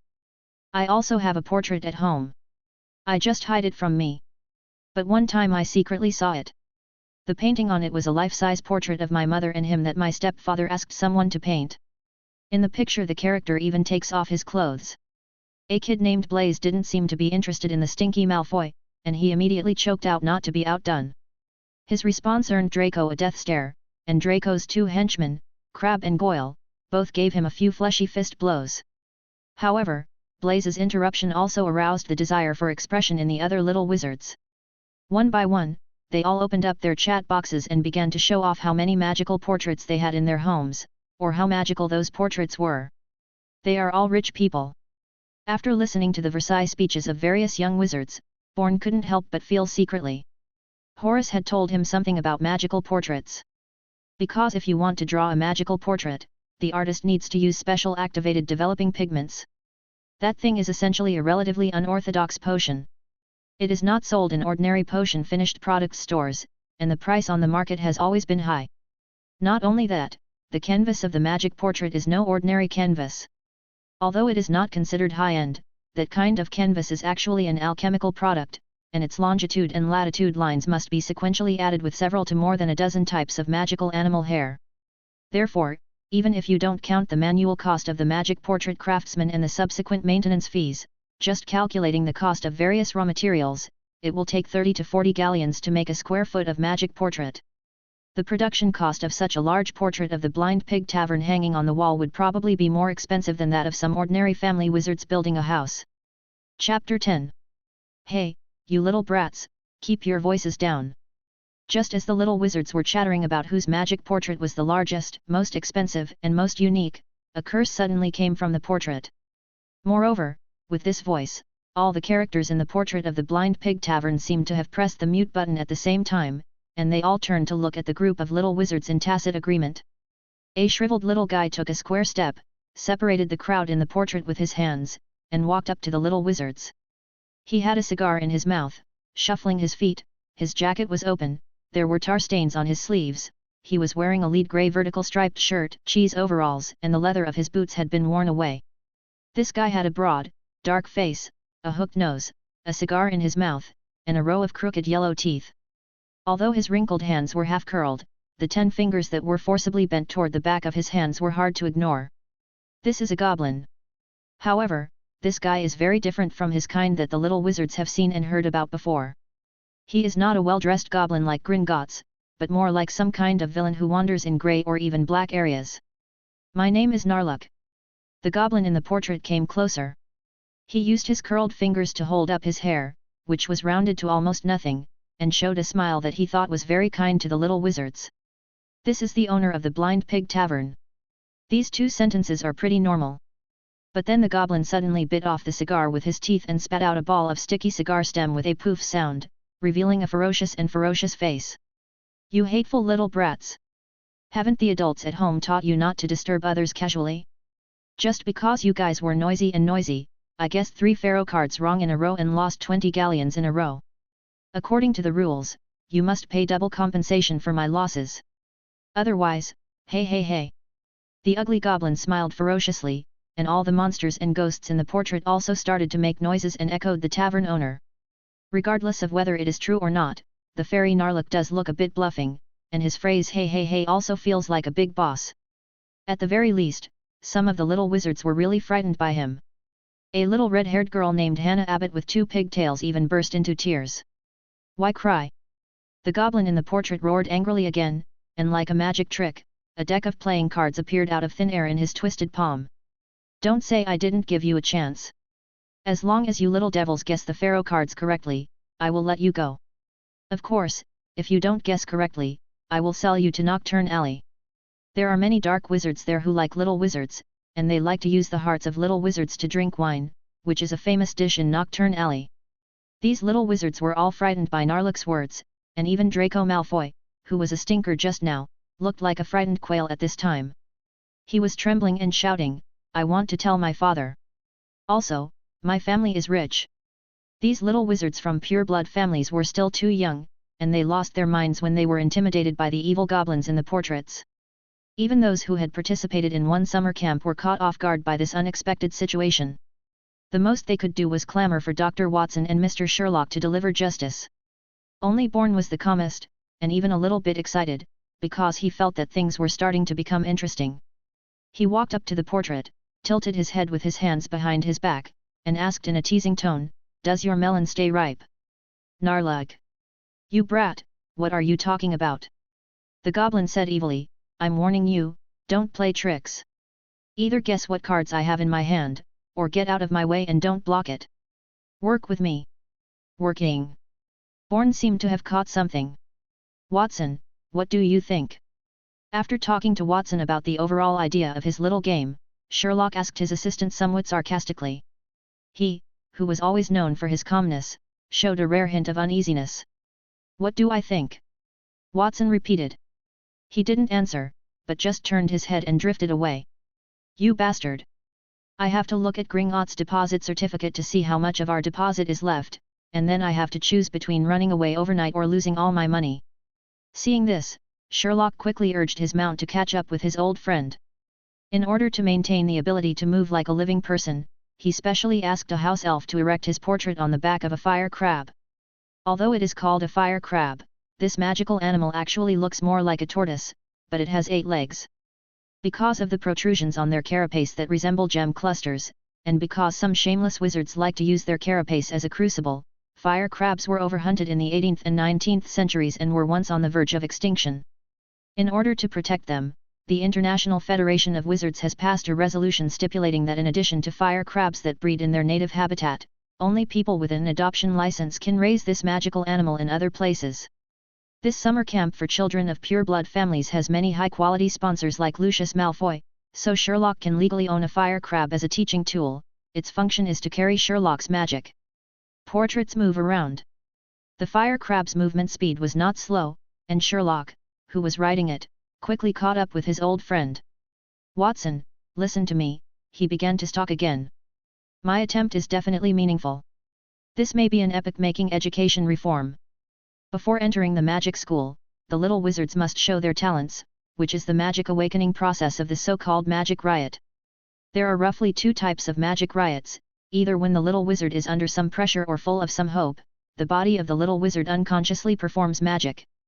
However, in the long history of the wizarding world, these 2 magical riots by young wizards basically happened by various chances and coincidences. Even these children from pure-blood noble families still lack systematic guidance in awakening their magic power. That's why I designed this game. I wanted to use external pressure and a little bit of play to try and find a way to make it easier and smoother for little wizards to begin their magical awakening process. Of course, there is another thing that Shylock didn't say, the process of doing experiments and exploring the truth will indeed make him very happy. Note, when a child first shows magical talent, a quill called the Pen of Acceptance will fly out of the inkwell in an attempt to enter the child's name into the Book of Admission. Chapter 11. Dr. Watson is a kind man, but at the same time a bit soft-spoken. Therefore, Holmes's new ship theory, after being dressed up as an educational reform that was good for the little wizard, finally reluctantly convinced him. Forget it this time. If you want to come up with any new teaching plans, you must communicate with me in advance. Definitely next time. Sherlock said happily.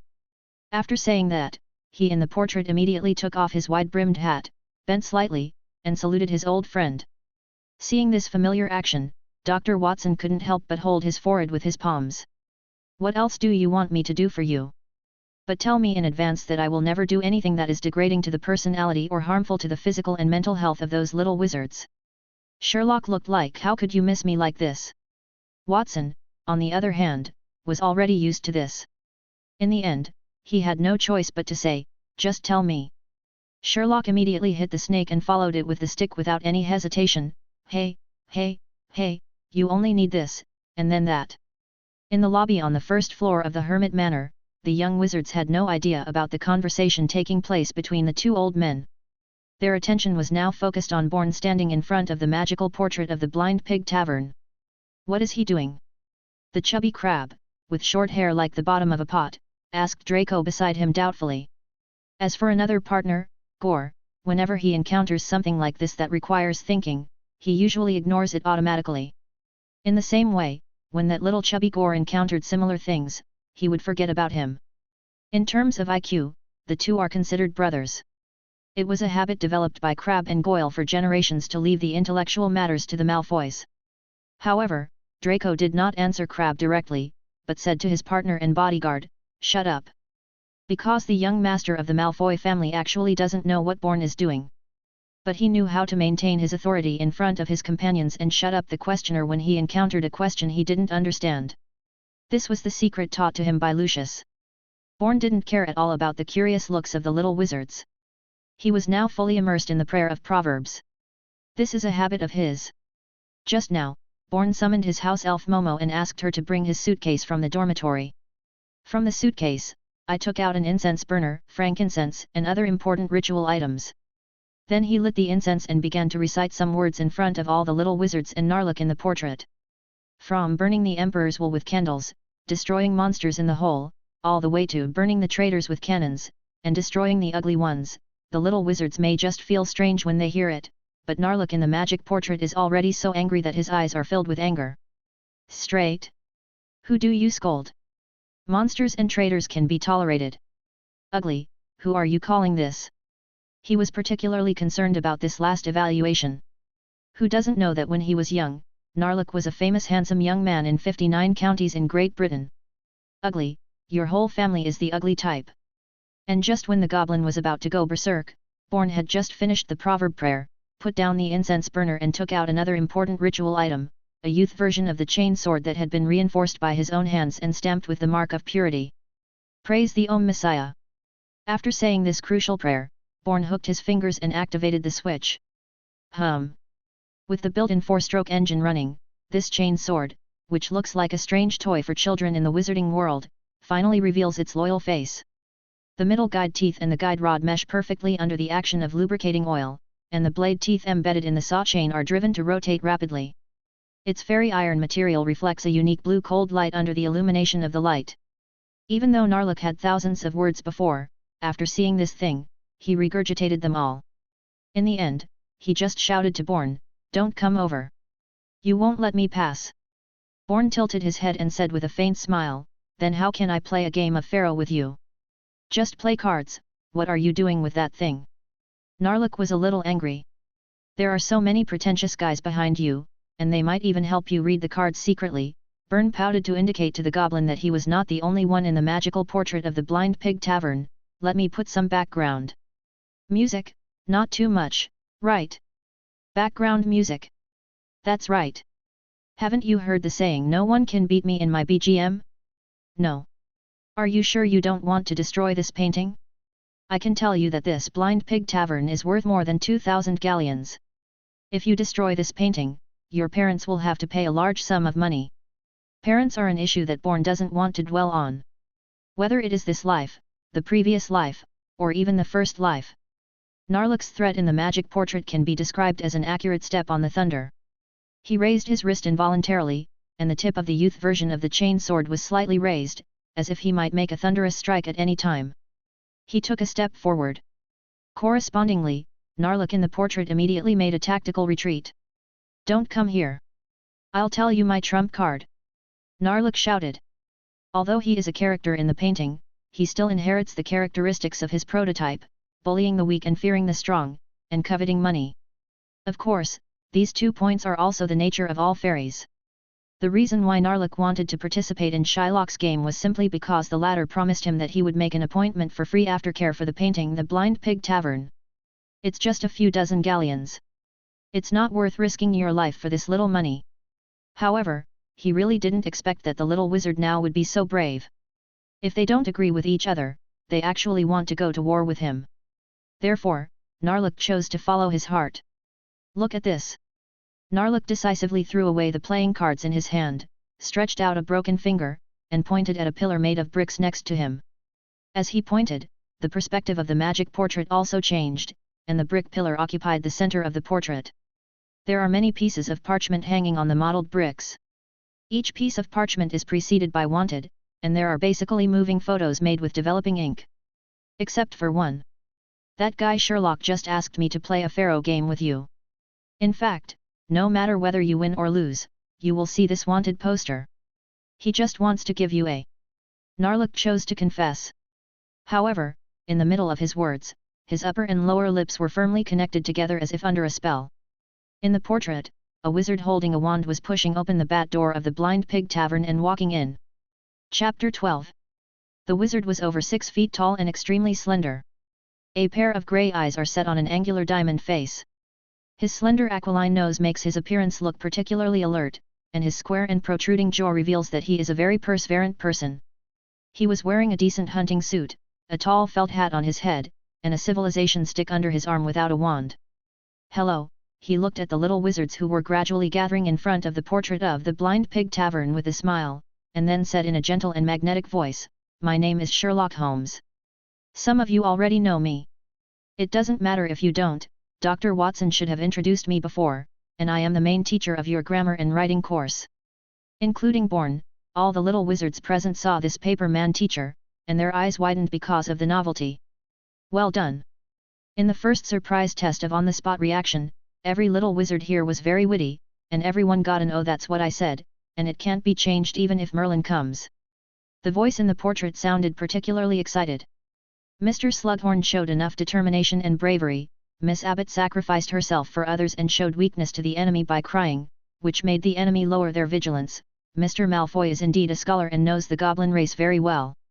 His nature attracted more than 90% of that guy's attention with just one sentence, disrupting his subsequent evil plan. Although most of the little wizards had some psychological shadow over the magical portrait in front of them because of the threats they received, after hearing Sherlock's praise, they quickly forgot all about their unpleasantness.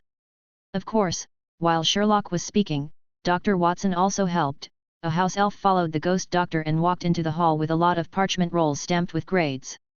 These rolls of paper will be sent to the nearest owl post office immediately, and then delivered to the homes of each little wizard one by the owl. What is language arts? What is crisis public relations? What does everyone feel happy about? This is. At this moment, if he didn't want to maintain his personality, Sherlock would have wanted to put his hands on his hips and look arrogant for a while. When he saw the little wizards cheering, Sherlock even raised his eyebrows. He really wanted to ask at this moment, "Watson, what do you think?" However, he suddenly felt someone touching his belly. When he looked down, he saw a little boy poking himself with his fingertips, and this boy was none other than Bourne. "Well, dear Mr. Slugghorn," said Sherlock, "what can I do for you?" Bourne nodded and said, "Yes, Teacher Sherlock. That goblin Narlac hasn't finished speaking just now." The helpless NPC had already sat back at the wine table and poured himself a glass of fire whiskey, but he just couldn't drink it. "Oh, I'm sorry, I almost forgot." Sherlock, who noticed this situation, apologized, waved his wand, and unlocked the goblin's mouth.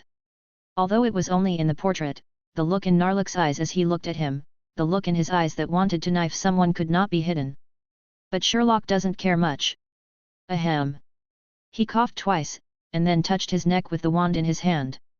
The sound is loud. As this spell was recited, Sherlock's voice in the portrait was suddenly amplified, suppressing the chirping chatter of the little wizards. "Classmates," Sherlock said, "although the evil plan of the goblin Narlac failed, do you want to hear his original plan? If you want to hear it, quickly find a seat and sit down. I will do it soon. Let's start the lecture." At the same time, some small benches and cushions also appeared in front of the portrait in the Blind Pig Tavern, and each little wizard could choose a seat according to his or her own preferences. Bourne also found a seat and sat down. Draco and his two friends sat next to him very just. "Classmates, have you ever heard of the Statute of Secrecy?" Before telling the story, Sherlock Holmes asked a question. That was a special decree issued by wizards to protect the weak muggles. It was signed and came into effect in 1689.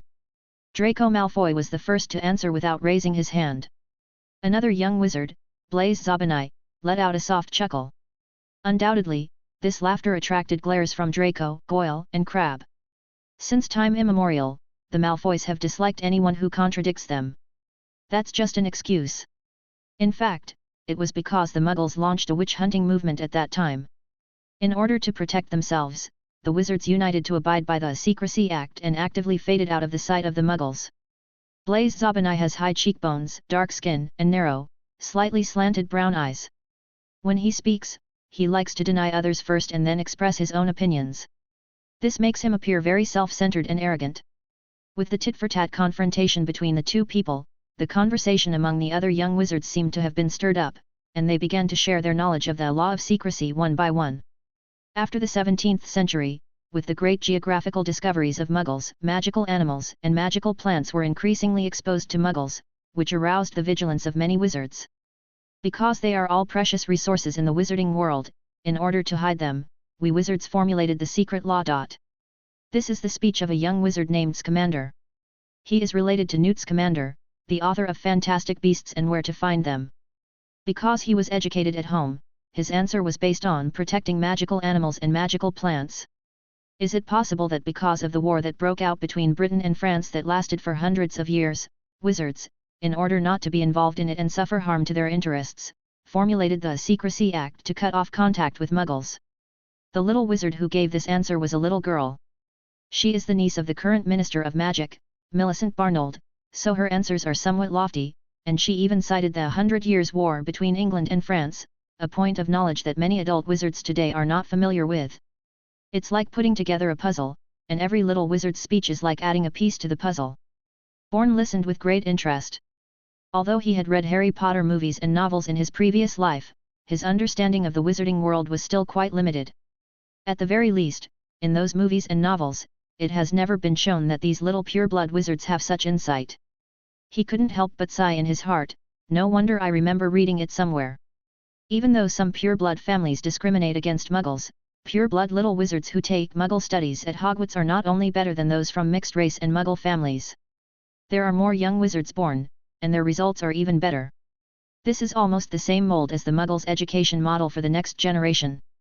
Children from the elite class are forced to receive more stressful elite education from an early age, while only children from the middle and lower classes enjoy the so-called happy childhood. Of course, the emotion only lasted for a moment. He was now more concerned about the teacher Sherlock's next plan. He had roughly guessed that Narlac in the Portrait of the Blind Pig Tavern was an NPC-like character, and his appearance was probably to guide the little wizards to perform some tasks. However, because he failed to control some small habits he had developed over the years, and continued to use Astartes-style negotiation skills to have a friendly conversation with the NPC, Narlac's character collapsed into a mess. Therefore, Sherlock had to come to the rescue temporarily. Grammar and writing classes like a tactical action code, questions about the statute of secrecy are like tracer bullets being launched to attract fire. In the end, teacher Sherlock will have a clue. Well, this is very similar, it's a typical gang-hopping war. After understanding this, Bourne was no longer sleepy. He was vaguely looking forward to what was going to happen next. After all, what Astartes could resist the temptation of a clean gang-hopping fight? Chapter 13. Okay. With a smile, he interrupted the chattering of the little wizards, and Sherlock took a proud look at the ghost Watson floating behind them. Everyone's understanding of the confidentiality law is very good, and from your respective perspectives, it is actually correct.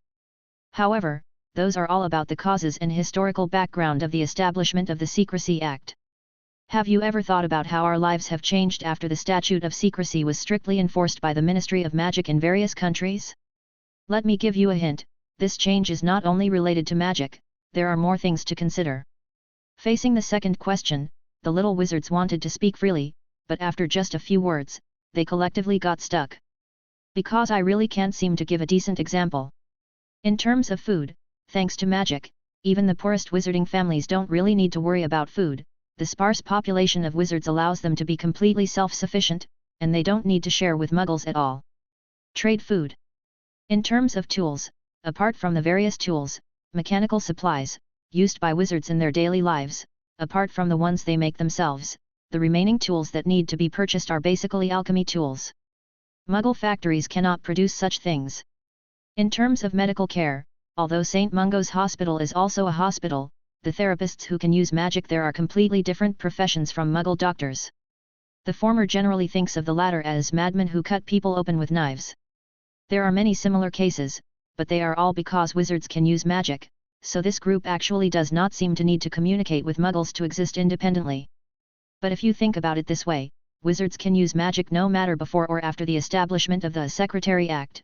How can their lives be so different depending on whether the Secretary Act is established or not? Woolen cloth? At most, after the Secrecy Act is enforced, wizards can no longer reveal the existence of magic in front of muggles at will. Information. While other young wizards were thinking hard, Bourne suddenly said, what the law of secrecy essentially isolates is the exchange of information between wizards and muggles. Therefore, changes should also occur in this aspect. Well said. Sherlock praised and clapped his hands, but he immediately continued to ask, "Then the information is still relatively general, Mr. Slugghorn, can you give some more intuitive examples?" "A more intuitive example?" Bourne thought for a moment, and he seemed to have guessed what Sherlock wanted to say next. "It's language and writing. They are not only the carrier of information, but also the actual information." "That's right." Sherlock was really surprised this time. He didn't expect that a little wizard could think of this. When thinking about language and writing, the more powerful a wizard is, the easier it is to think of ancient magic texts. This is a magical secret language that only wizards can master, and muggles cannot understand its meaning. However, at least 9.5 out of 10 wizards today actually don't know how to use ancient magic scripts. Even though every magic school offers courses related to ancient magic texts, the little wizards in the school can only learn a superficial knowledge. Today, the language, words, and even the spells that wizards use every day are actually the same as those used by muggles. Compared to speaking, it is actually more common for a wizard to leak the existence of the magical world and violate the statute of secrecy because of the words he writes. If you have attended a wizarding school, you may object that a wizard can rely on casting a confusion curse or a muggle expelling curse to prevent muggles from reading the words he writes. But the reality is that not all wizards can master and use these two spells. Moreover, even a wizard who is proficient in using the confusion curse and the muggle expelling curse cannot guarantee that all the words he has written in his life will be spelled. Unless you have no contact with muggles at all. Otherwise, there is always the possibility that a wizard will inadvertently transfer text containing information about the magical world to the muggles he has come into contact with. Maybe you think this situation is nothing, it's just a few words and it won't cause much harm. But there is a contingency in everything. What's more, there is another possibility. Sometimes wizards really need to take the initiative to exchange information with muggles, because we need to convey some information specifically, so we cannot impose magic spells on this information. At this time, how to choose words and form sentences within the framework of the Confidentiality Act will test our writing skills. For example, the following example. After saying that, Sherlock moved his body away from the middle of the portrait, revealing the brick pillar that he had deliberately blocked before. Bourne just took a glance, and there were wanted posters hanging on these pillars. If the Blind Pig Tavern is a realistic portrait, then the Blind Pig Tavern as its prototype should be a place similar to the Leaky Cauldron. In addition to providing basic services such as catering and accommodation, it also assumes the responsibility of serving wizards. Provide a place for information exchange. The tavern is the starting and ending place for each adventure. To be honest, this setting is actually quite magical. The only discrepancy is that among the many wanted posters posted on the stone pillar, one is not actually from the magical world. Not only did the wanted notice not have moving illustrations like those in the Daily Prophet, it wasn't even considered a wanted notice, but more like a newspaper clipping. Moreover, it was cut from a Muggle newspaper. Its title is in typical shock body format. Shock. How could there be such a shameless person? What does the case committed by Spring-Heeled Jack have to do with me, Narlac? After being arrested, Narlac said this. What follows is a report cut directly from a Muggle newspaper. According to this newspaper, my first-hand source of information is Sergeant Lestrade of Scotland Yard. If you readers have read my previous articles, you should still remember this man who is as strong as a man. A bulldog-like gentleman. There is no doubt that Mr. Lestrade is a gentleman of high standing, and he always observes etiquette. Being able to have him chew a breakfast of eggs, onions, beans, rice and toast on a four-wheeled carriage whose wheels made a trill in the key of G that was sharper than high C was enough to show how unbearably hungry he was. As he said, there is nothing you can do about it. Anyone who chases a fugitive with spring legs through the Surrey countryside for 3 days and 2 nights will lower his standards for good food. I personally remain cautious about his words. After all, traditional snacks such as looking up at the stars, haggis, cherry crisp box and fish and chips should be the bottom line of deliciousness. However, I can actually quite understand the emotions expressed in his words. Sitting in the carriage, my partner and I expressed our sympathy to the gentleman. Sheriff Lestrade and his colleagues worked tirelessly to hunt down a villain. The villain had a nickname, Spring-Heeled Jack. Many people should have seen the introduction of Spring-Heeled Jack in newspapers, whether they are serious media like this newspaper or some tabloids that record anecdotes. Some people praised him. Praise him as a modern-day Robin Hood. Some people fear him. Call him a leaping living demon. However, after my partner, Mr. Holmes, the first and only consulting detective, peeled away the layers of mystery surrounding Spring-Heeled Jack, we finally discovered what this man's true face was. He is neither a demon nor a thief, but a complete villain, thief, and fraudster. His real name is Narlac. Chapter 14. This report uses Dr. Watson's tone throughout to describe how Sherlock skillfully used deduction to track down the entire process of finding Spring-Heeled Jack Narlac. However, just looking at the words, it really makes people feel that Dr. Watson is actually telling a story. Look, it's like this.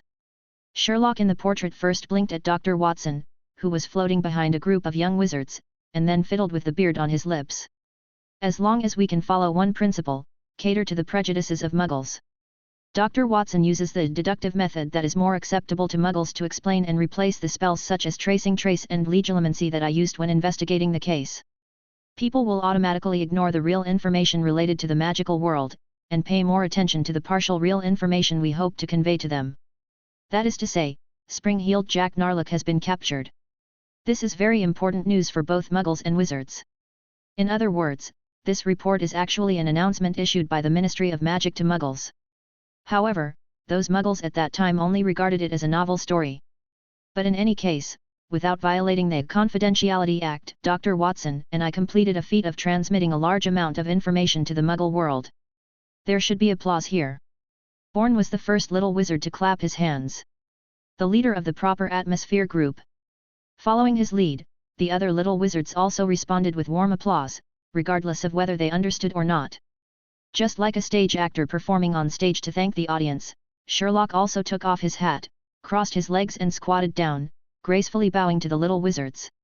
Seeing that the atmosphere was tense, Bourne immediately asked from the audience, "What did Narlac do?" Why did the wizards also reveal to the Muggles that he had been captured and brought to justice? To be honest, Bourne was not very interested in the first lesson of the grammar and writing course, how to write fooling literature to deal with Muggles.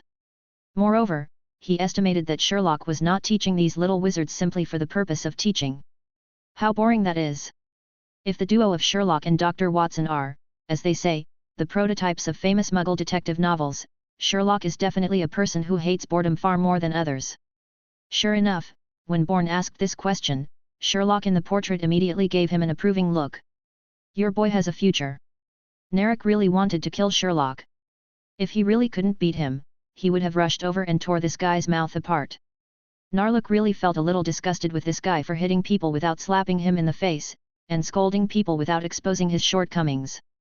The NPC task that Sherlock assigned to Narlac before was just to intercept and tell a few fragments of his own story. But now, because someone, Bourne, is praising him, Sherlock simply gets too excited and brings out all his dark history and publicly executes him. This allowed the goblin Narlac to directly break through the defense. His life has been like a roller coaster. Being pulled out and forced to recall it is definitely not a good experience.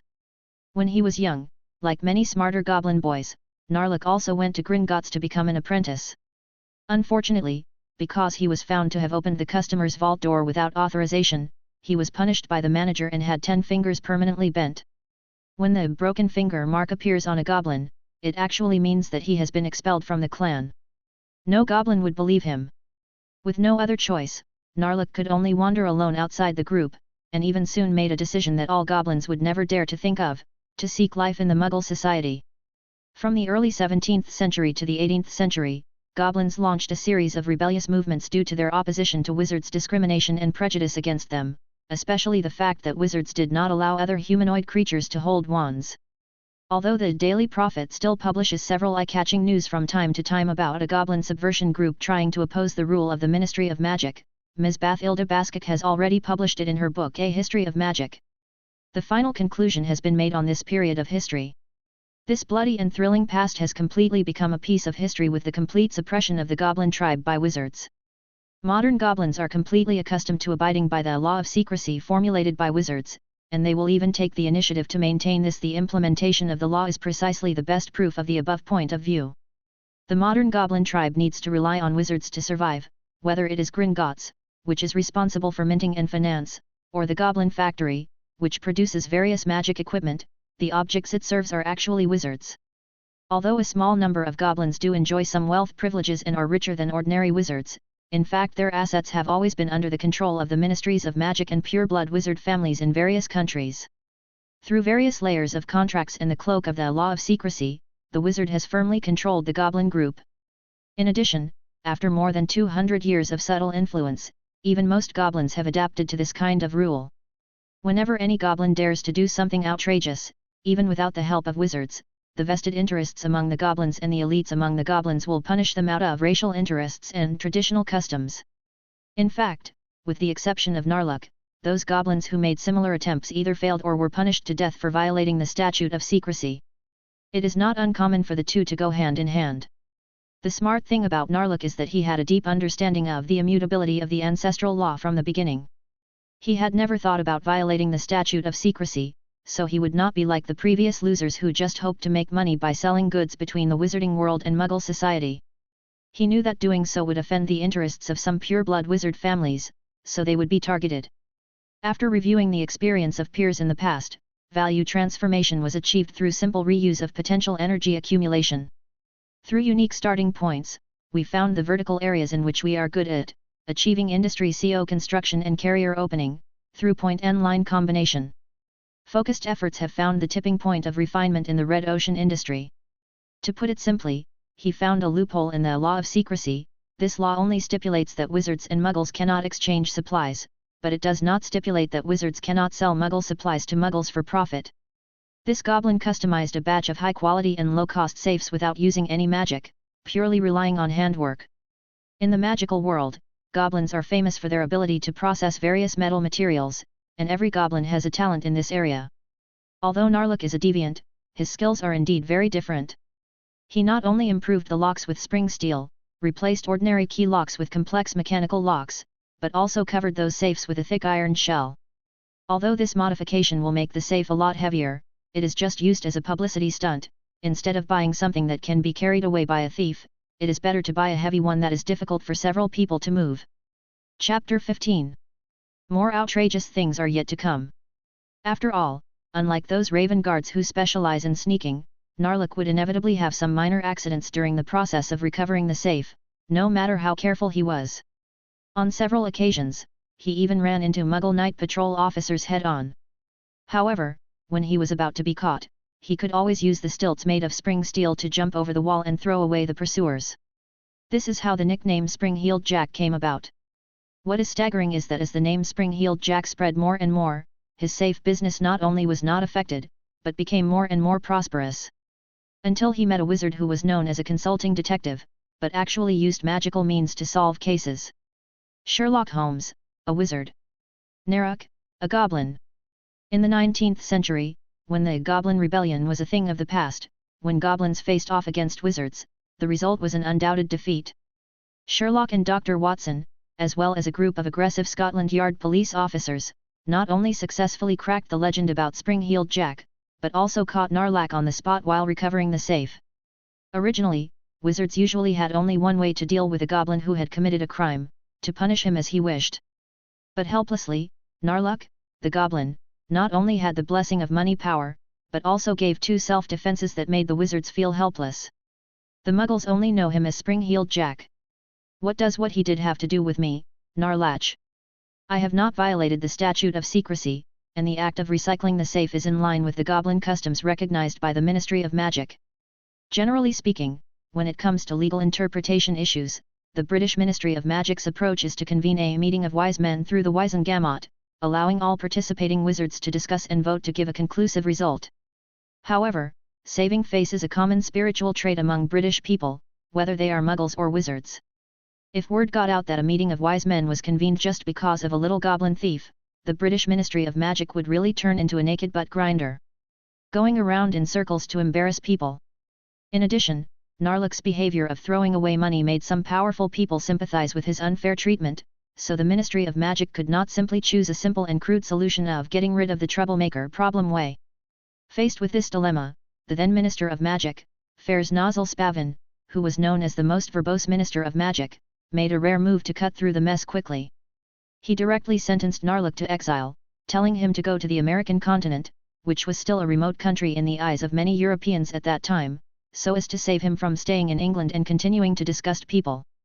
At the same time, in order to calm the impact of this incident on Muggle society, Ferris also asked Sherlock, who had captured Narlac, to find a way, together with Dr. Watson, to come up with a fooling literature published in Muggle society. Newspaper, bringing the whole matter to an end. It is indeed a great tradition, the old appeaser. After listening to the history of Narlac told by Sherlock, Bourne thought of such a sentence for no reason. In addition, after seeing teacher Sherlock finish telling the story, Bourne quickly asked, what happened next? What happened later? Sherlock was about to continue talking when Dr. Watson, who had been serving as a PO's background, suddenly coughed lightly. It's time to eat. You little wizards are all in the period of growing up, so you must not miss out on nutrition. After Dr. Watson said that, the house elf who had returned from delivering letters to the Owl post office appeared in the hall. Mr. Sherlock and Dr. Watson, food has been prepared for the little wizards in the dining room. The house elf bowed and reported to his two masters. The restaurant at Hermitage Manor. Although the magical portraits and ghosts do not need to eat, because they receive some young wizards who come to summer camp every year, the restaurant here is not only very large, but also neatly organized by the house elves. In addition to the one house elf who serves Sherlock and Watson, there are several little wizards like Bourne who bring house elves to summer camp with them. A few house elves come together and can easily use their unique elf magic to prepare 3 meals a day for more than 20 little wizards. There is a long table in the restaurant with a circle of chairs around the table. The little wizards are all filled with their favorite food. Draco Malfoy dug into the Yorkshire pudding fillings with a spoon while pushing the cold beef and broccoli that should have gone with the pudding to the side of the plate. Then, he raised his head again and said to Bourne, "Don't worry, my dad. This child has a talent for being able to compose a 200-word essay starting with my dad at any time." While listening to his short composition, Bourne ate the fried dragon meatballs wrapped in flour and cheese. This was a special nutritious meal made for him by Momo alone. Just after Draco took a small bite, he lost interest in this dish that was a bit difficult to chew. Although Crabbe and Goyle had no taboos about what they ate, each of these dragon meatballs was about the size of an adult's fist. After eating a few each, they couldn't eat any more. Only Bourne ate with gusto and seemed to be able to keep eating as long as lunchtime was not over.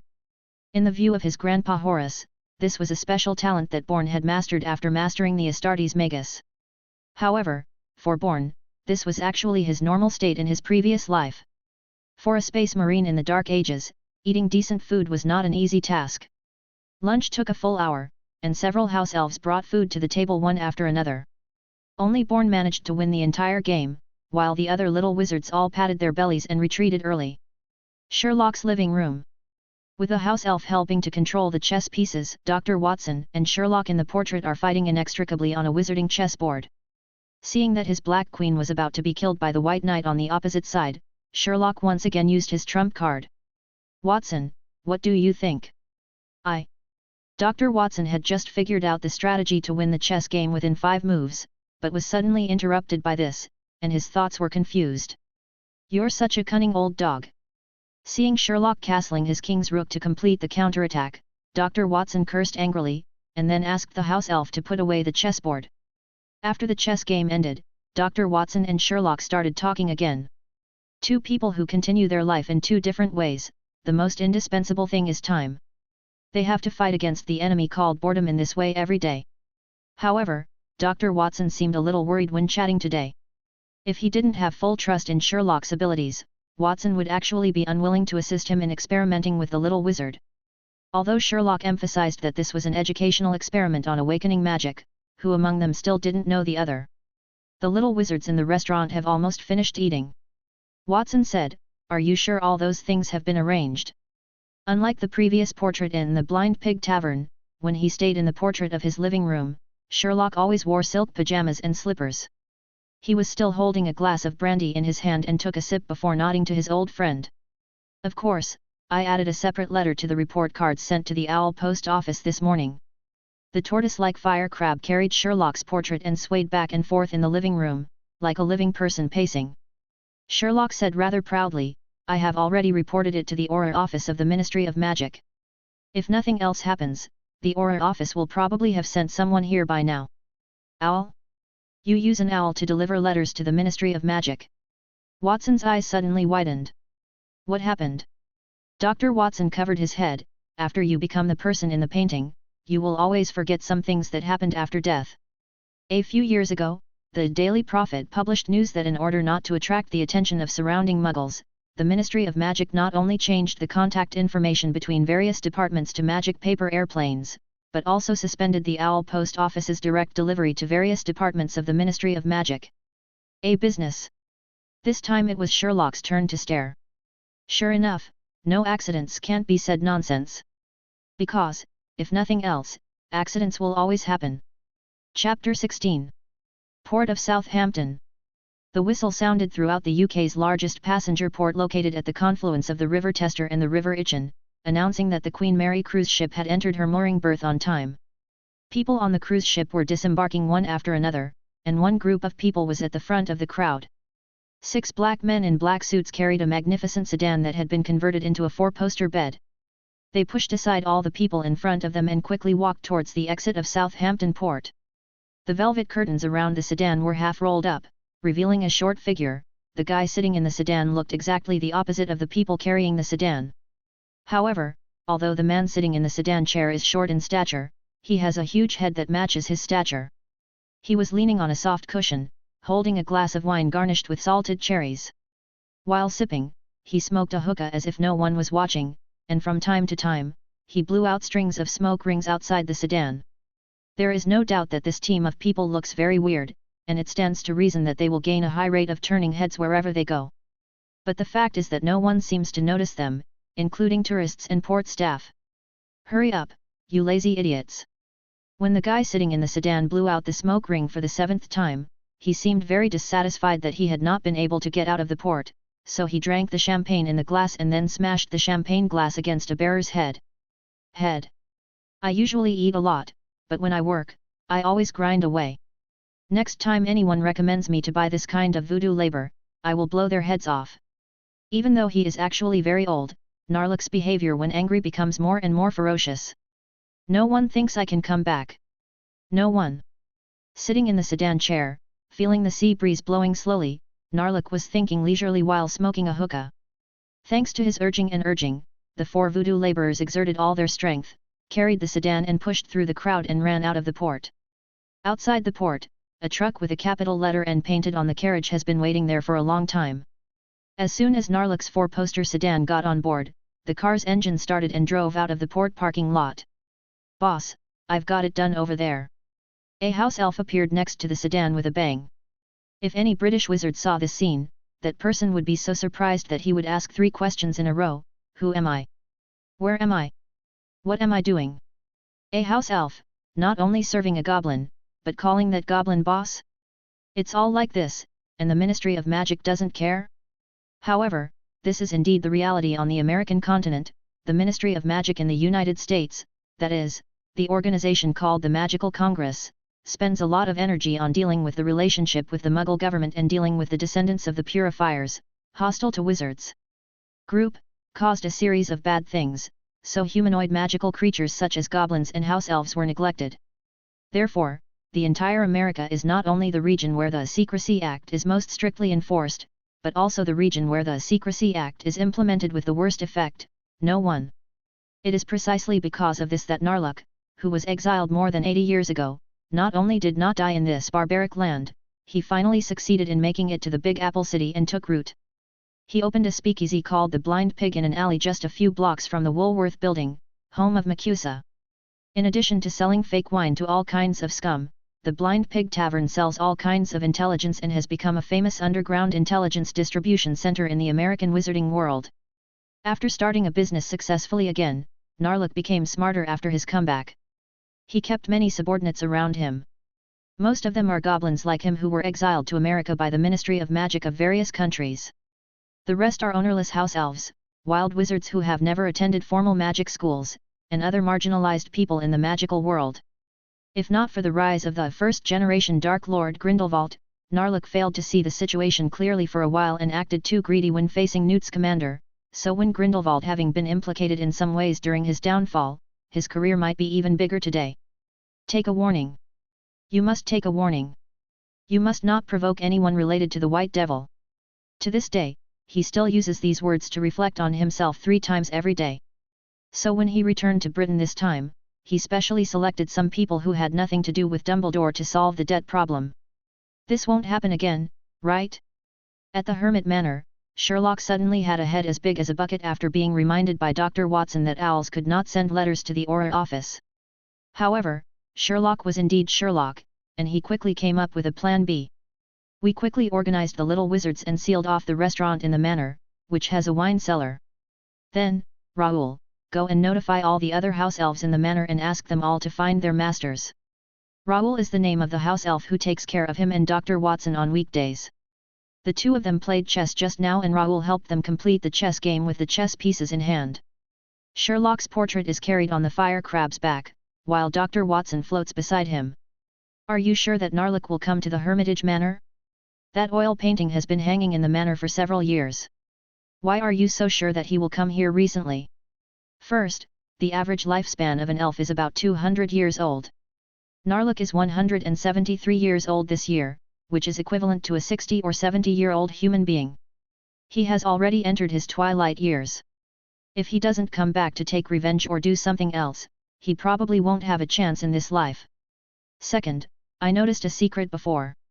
The guy's portrait simulated the real-time scene in the Blind Pig Tavern. The magic painter used a connecting spell to connect the Blind Pig Tavern thousands of miles away with every stroke on the portrait. 2 days ago, I saw a recruitment notice in that painting. The guy wanted to hire several voodoo servants as bearers. Although he has been cursed, once he sets foot in the area under the jurisdiction of the British Ministry of Magic, he will be discovered by the Ministry of Magic immediately. But he could have chosen not to set foot on British soil. For example, if he takes a carriage, taxi, or container truck, as long as his feet do not come into contact with the land, the spell will not be triggered even if he walks past the entrance of the magic department.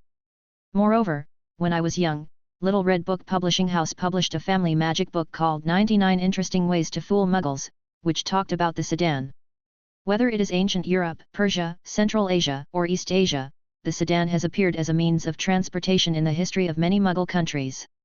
Hire bearers to carry a sedan modified from a 4-poster bed through Muggle streets and alleys. In the 16th century, it was a popular entertainment activity for many pure-blood family wizards. For this reason, a kind of sedan banishing curse was also born. As long as this spell is cast and the bearer can lift the sedan in a certain rhythm, the wizard can make the surrounding Muggles turn a blind eye to the sedan. Third, and most importantly, earlier today I gave that guy an offer he couldn't refuse. Chapter 17. After lunch, the house elves also prepared a special dessert for the little wizards, ice cream hot pot. Lemon, vanilla, strawberry, cherry, ice creams of various flavors are piled on a huge plate, and each little wizard can choose his favorite ice cream according to his preferences. Bourne is no exception. He scooped himself a large cup of raspberry-flavored ice cream and ate his favorite sweet.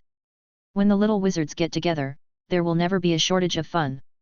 After eating and drinking, these energetic kids started having fun on their own again. Woof, woof. A child with freckles on his face secretly opened the door of the restaurant and put his pet into the restaurant. Many little wizards were attracted by this big Scottish terrier-like dog and gathered around him. It's just a swallow-tailed dog. Glancing at the little wizard who was showing off his pet to other students, Draco Malfoy curled his lips in disdain. Furthermore, this dog is of average quality, and the tail has not been cut off using a painless cutting spell, so it won't fetch a high price. The swallow-tailed hound is native to southeastern England and is very similar to the Russell hound, except that it has a forked tail. This kind of dog is extremely loyal to wizards, but is very cruel to muggles, so it is a 3x level magical creature. If any wizard wants to apply to keep a swallow-tailed dog, he must first undergo a complex set of ability tests to prove his ability to control a swallow-tailed dog in a muggle-inhabited area, and then he can receive a breeding license from the Department for the Regulation and Control of Magical Creatures of the Ministry of Magic. The owner of this swallow-tailed dog is a little wizard with freckles on his face, named Theseus Scamander, who has the same name as his grandfather. And his grandfather is the brother of Newt Scamander, the author of Fantastic Creatures and Where to Find Them. With such a relationship, it makes sense that Theseus would have raised a swallow-tailed dog that had not been treated with the painless cutting curse at a young age. Although he belittled the swallow-tailed dog, Draco Malfoy actually said that he was too honest, and soon he had a lot of fun with the swallow-tailed dog named Peek. After all, he is a child and generally has little resistance to interesting and cute things. The same thing applies to Bourne. Although Horace had told him about it in class, this was the first time he saw this magical animal with his own eyes, so he couldn't help but walked over and moved the dog's head twice. It feels pretty good. Under the continuous massages from the little wizards, the swallow-tailed dog Peek lay comfortably on the floor, wagging his forked tail happily. However, Bourne felt something was wrong. Why isn't it hungry after entering the restaurant? Bourne asked. Unlike dogs raised by muggles, swallow-tailed dogs are still essentially magical animals. Their digestive abilities are so powerful that there is almost nothing they dare not put in their mouths, from goblins to old tires.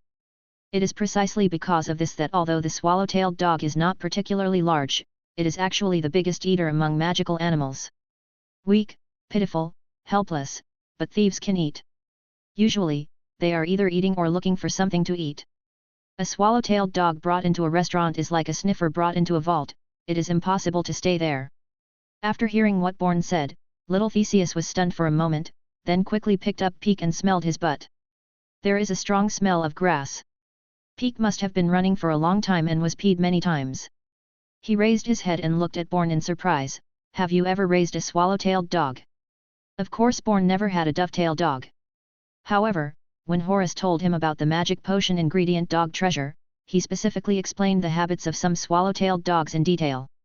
Of course, if you say this in front of people who have pet dogs, you are definitely asking for trouble.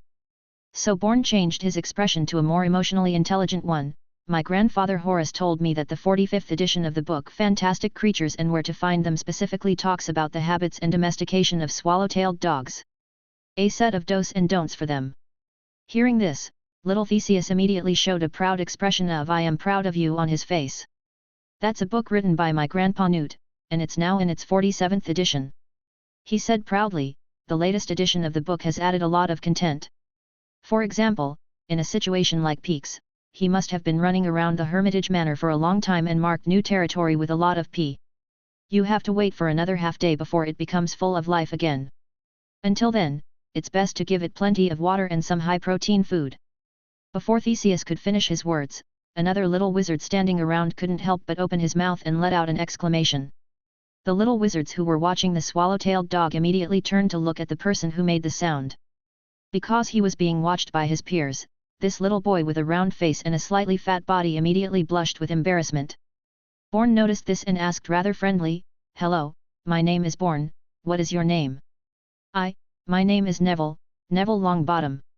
The round-faced little wizard seemed to be very shy and stumbled when he answered. Well, my grandma also has a swallow-tailed dog at home. She said that this magical animal is very smart and will not casually destroy the environment near the wizard's residence. Unless they have a premonition of danger from muggles, swallow-tailed dogs were first bred by wizards as guard dogs to protect family members from muggles, then they will mark with urine around wizards' residences. Once a bad guy approaches, the swallow-tailed dog can warn its owner in advance by sensing those fresh marks. After hearing what Neville said, some of the young wizards present immediately started chattering. Others, like Draco Malfoy, expressed complete disbelief. TCH. He sneered disdainfully at first, and then suddenly raised his hands above his head, making a show of teeth and claws, which scared the honest boy Neville. Mr. Longbottom, with your courage, even the gnomes in the garden are considered dangerous by you. Ha ha ha. Draco smiled wildly. Goyle and Crabbe echoed him and laughed together, and several other young wizards were also infected. That's enough. Bourne's voice directly overwhelmed their laughter. Bourne never got used to it when honest people were bullied. Draco frowned immediately. He wanted to say something else, but when he saw the look in Bourne's eyes, although there was no strong emotion in the eyes, he still felt guilty for no reason. He immediately wisely chose to shut up. Bourne patted Neville on the shoulder. You're right. I remember Mr. Scamander's Fantastic Beasts and Where to Find Them, which seems to have content about this aspect. After saying that, he looked at Theseus, who had more say. At this time, Neville, perhaps because he was recognized by his peers for the first time, was so excited that his face turned red. Well, it is true, but... Theseus Scamander scratched his head in confusion. I mean, although what Neville said is right, it actually happened a long time ago. In fact, after the Muggle expelling curse was invented, wizards basically no longer need swallow-tailed dogs to defend against Muggles. And the Muggle expulsion spell must have been cast near the Hermit Manor. Logically speaking, Muggles can't find it here, right? This makes sense and is very logical. But it's not very magical. If Grandpa Newt from Theseus were here, he would definitely rely on his intuition and believe in the instinct of magical creatures like swallow-tailed dogs. And this is why, in the Scamander family, only Newt can write the masterpiece Fantastic Creatures and Where to Find Them. Bourne thought for a moment and gave his own thoughts, just guessing here is probably of no use. Didn't Mr. Watson say before that the hour after the meal is our free time? Let's take a walk around the manor and maybe we can find the answer to the question. Moreover, Bourne was actually thinking that this might be the triggering event for the mission arranged by Mr. Sherlock. Because it sounded interesting, everyone else agreed with his idea. Even Draco, a little wizard who always liked to show off with others, did not disagree.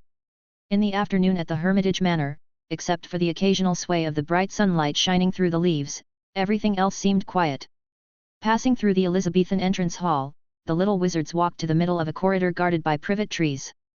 In the bushes on both sides of the road, golden gorse flowers and newly sprouted heather bloomed. The little wizards were wandering together in the manor garden, just like an outing, and everyone seemed to be in high spirits. Look here and there, touch here and there. Grab a leaf here. Pick a flower over there. The euphemistic name is that they are looking for suspicious things, but in fact they are destroying various plants planted in this manor. The trio of Draco, Goyle, and Crab actually found a wooden stick and started playing around while walking. Even Peek, the swallow-tailed dog, looked at this group of little wizards with a look of disgust. People hate dogs and they are disgusted. It wasn't until there was a soft bang sound that a house elf appeared beside them, and the little wizards stopped playing and became honest. They thought it was Sherlock and Dr. Watson who found them in the garden. Nonsense behavior. The elf who suddenly appeared was really shocked when he saw the little wizards holding wooden sticks in their hands, because the thing looked a bit like a wand. However, when he recognized that it was not a wand, he immediately said, "Put down the sticks in your hands and follow me. Sherlock and Watson are waiting for you in the manor. Also, anyone who waits for a while and then holds the stick will be treated as a failure in the exam later." Draco and the others, who had just had the most fun, heard this and immediately threw away the sticks and acted like good children. The little wizard who was playing other games before did the same thing. The only exception is Bourne. "Momo, are you there?" He called loudly on the spot, but received no response. Chapter 18. Bourne's eyes suddenly changed color, and his whole person seemed to be activated, and his vigilance was raised to the extreme. "There's something wrong with you." Before Bourne finished speaking, the elf stretched out his long fingers towards him. However, a powerful fist hit him in the face first, giving him a physical ban before the spell could be cast. The house elf was thrown away like a ball and bounced on the ground a few times before getting up. "My nose." He covered his bleeding nose and wailed miserably. In fact, he had not completely lost his combat effectiveness at this time. However, when he caught a glimpse of the little wizard rushing towards him not far away, the house elf's natural fear of wizards took over again. "Oh!" With a soft sound, the house elf became decisive and used disapparition to escape from the garden. Between the rising of the rabbit and the falling of the falcon, a small conflict ended. However, the other little wizards were also stunned, and for a while they just stood there in confusion. At this moment, the swallow-tailed dog Peek, who had been hiding beside the little wizard, suddenly rushed over and blocked the little master behind him, and started barking at the gate of the Hermit Manor garden. "Somebody is coming." Seeing the van that was still not slowing down as it rushed to the gate, and seeing the bumper on its front that seemed to be specially installed for breaking through the gate, Bourne made an immediate decision: run. A group of children turned around and ran into the manor house. Hearing a loud bang from behind and the clang of the knocked-off iron fence door colliding with the ground, many little wizards couldn't help but scream in fear. "Children, come quickly and follow me." At the corner of the foyer, the ghost Dr. Watson suddenly passed through the wall. He called to the panicked little wizards and asked them to follow him and retreat towards the restaurant. "Mr. Watson, what's going on?" Draco's face turned pale with fright, and he asked as he ran. "There's no time to explain. Everyone, follow me. The house elves are waiting for you in the kitchen." Dr. Watson spoke quickly, and his mood was extremely anxious. The little wizards definitely don't know how to disapparate, and naturally they have never come into contact with the accompanying apparition. If the house elves were allowed to forcefully disapparate the little wizards, accidents like separation might occur. Therefore, there is only one remaining method of evacuation, drilling into the fireplace. He sent the little wizard into the kitchen and immediately said to the little wizards, "Listen to me, children, what you want to do next is..." But before he could finish speaking, Dr. Watson was fixed in midair with a sound like chamois cloth rubbing against ground glass. The house elf that Bourne had just scared away came back again, with a crooked smile on his face and a roll of paper stuffed in his nose. First, he shamelessly secretly sucked Dr. Watson, and then he slammed the thick kitchen door and locked it with a click. The little wizards were so frightened that they screamed. Only Bourne, who had seen a really big scene, remained calm and rummaged around in the kitchen. He quickly found what he guessed in the cupboard, several house elves that had been knocked unconscious. There was a big swollen bump on each of their heads, as if they had been beaten. "I'm going to tell my dad." Draco wiped his tears, his voice laced with tears. However, the little wizard was really frightened and just kept repeating one sentence, like a repeater. Most other little wizards are like this too. It was still Bourne who was doing things in an orderly manner. He first found his own Momo among the loyal house elves who looked similar in appearance. He saw a big swelling on the back of Momo's head, and some unknown brown liquid leaked from the corner of her mouth. He smelled it, and thanks to Horace's potion education, he figured out that this was probably the water of life and death. However, the cooking method and ingredients are somewhat different from common life and death water. House elves actually have more magic power in their bodies than ordinary wizards. Nourished by magic, they are much stronger than they appear, and their average lifespan is even as long as that of wizards. If you don't give them some powerful sleeping pills, just knock them out physically, they might be able to wake up on their own after a while. It's true, this can't be an exercise or a game, not to mention whether it's cruel to knock house elves unconscious, it's just a magic potion poured into them. According to common sense, it should never appear in the hermit manner, this thing is very harmful to them. The figures and ghosts are useless, and they are too dangerous for the little wizards attending the summer camp. So, Mr. Sherlock is probably out of his element. He confirmed his previous speculation. Although there was no actual evidence, when the strange-looking house elf appeared in the garden, his combat instinct worth at least 3 service nails immediately warned him. "We have to wake up these little elves first. A battle will most likely break out, and these little wizards will definitely not be able to help at that time." Once again, thanks to the inheritance of the Slugghorn family, even though he has not systematically learned how to prepare potions and antidotes, Bourne knows some emergency tips that ordinary people don't know at all. "Theseus, bring Peak over here." "What do you want to do?" the little wizard asked with a cry. His house elf was very old and was so seriously injured that he didn't know if he would ever wake up again. "I just wanted it to help." After pulling the swallow-tailed dog over, Bourne immediately pressed its head next to Momo. Peak was somewhat reluctant to this operation, but Bourne whispered something in its ear, and the dog had to reluctantly lick the potion flowing out of the corner of the elf's mouth. Suddenly, its 2 eyes turned into mosquito coils, spinning around, and its 4 legs began to shake slightly. "Woof, woof-oh, woof." The swallow-tailed dog twisted its neck and glanced at Bourne with a resentful look, as if to say, "I may not be a real dog, but you are real." However, due to Bourne's whispered threat just now and the instinct of a magical animal like a swallow-tailed dog, it still staggered towards the spice rack in the kitchen. Kale and mushrooms, rosemary, cinnamon bark, potted raisin milk, ginger, and most importantly, coriander. It ate these 6 things in sequence. Then the dog UE'd out on the spot, vomited out the potion accumulated in its stomach, and gradually regained its vitality. Because the diet is quite extensive, swallow-tailed dogs will inevitably eat some poisonous substances by mistake occasionally. In addition to relying on their strong digestion ability, they can also use some things in the kitchen to roughly prepare some antidotes. Seeing the little wizards look surprised, Bourne could only briefly explain the principle to them. There was one sentence he didn't say: "This is why the swallow-tailed dog treasure, like the bezoars of several other magical animals, can be used as a universal antidote for first aid. Let's take what Peak just ate and feed it to these house elves. They should wake up soon." Upon hearing this, the little wizards suddenly became excited. Children's transition between fear and hope is indeed faster than that of adults. Chapter 19. Faced with the little master's request and the current emergency situation, it was naturally impossible for Momo to say no to Bourne. With a bang, Momo disappeared on the spot. At this time, there were more than a dozen little wizards and 6 or 7 house elves locked up in the kitchen. The former has basically no self-defense ability now. Among the latter, 1 or 2 are still very weak even after regaining consciousness because they are too old, and even have difficulty disembodying themselves. Therefore, in theory, the burden of protecting the little wizards rests entirely on the shoulders of relatively young house elves like Momo. Fortunately, they have a backbone, Bourne. House elves who can still cast spells smoothly, come forward. Just as Bourne finished speaking, there were 3 relatively strong young house elves, including one from the Malfoy family, named Dobby.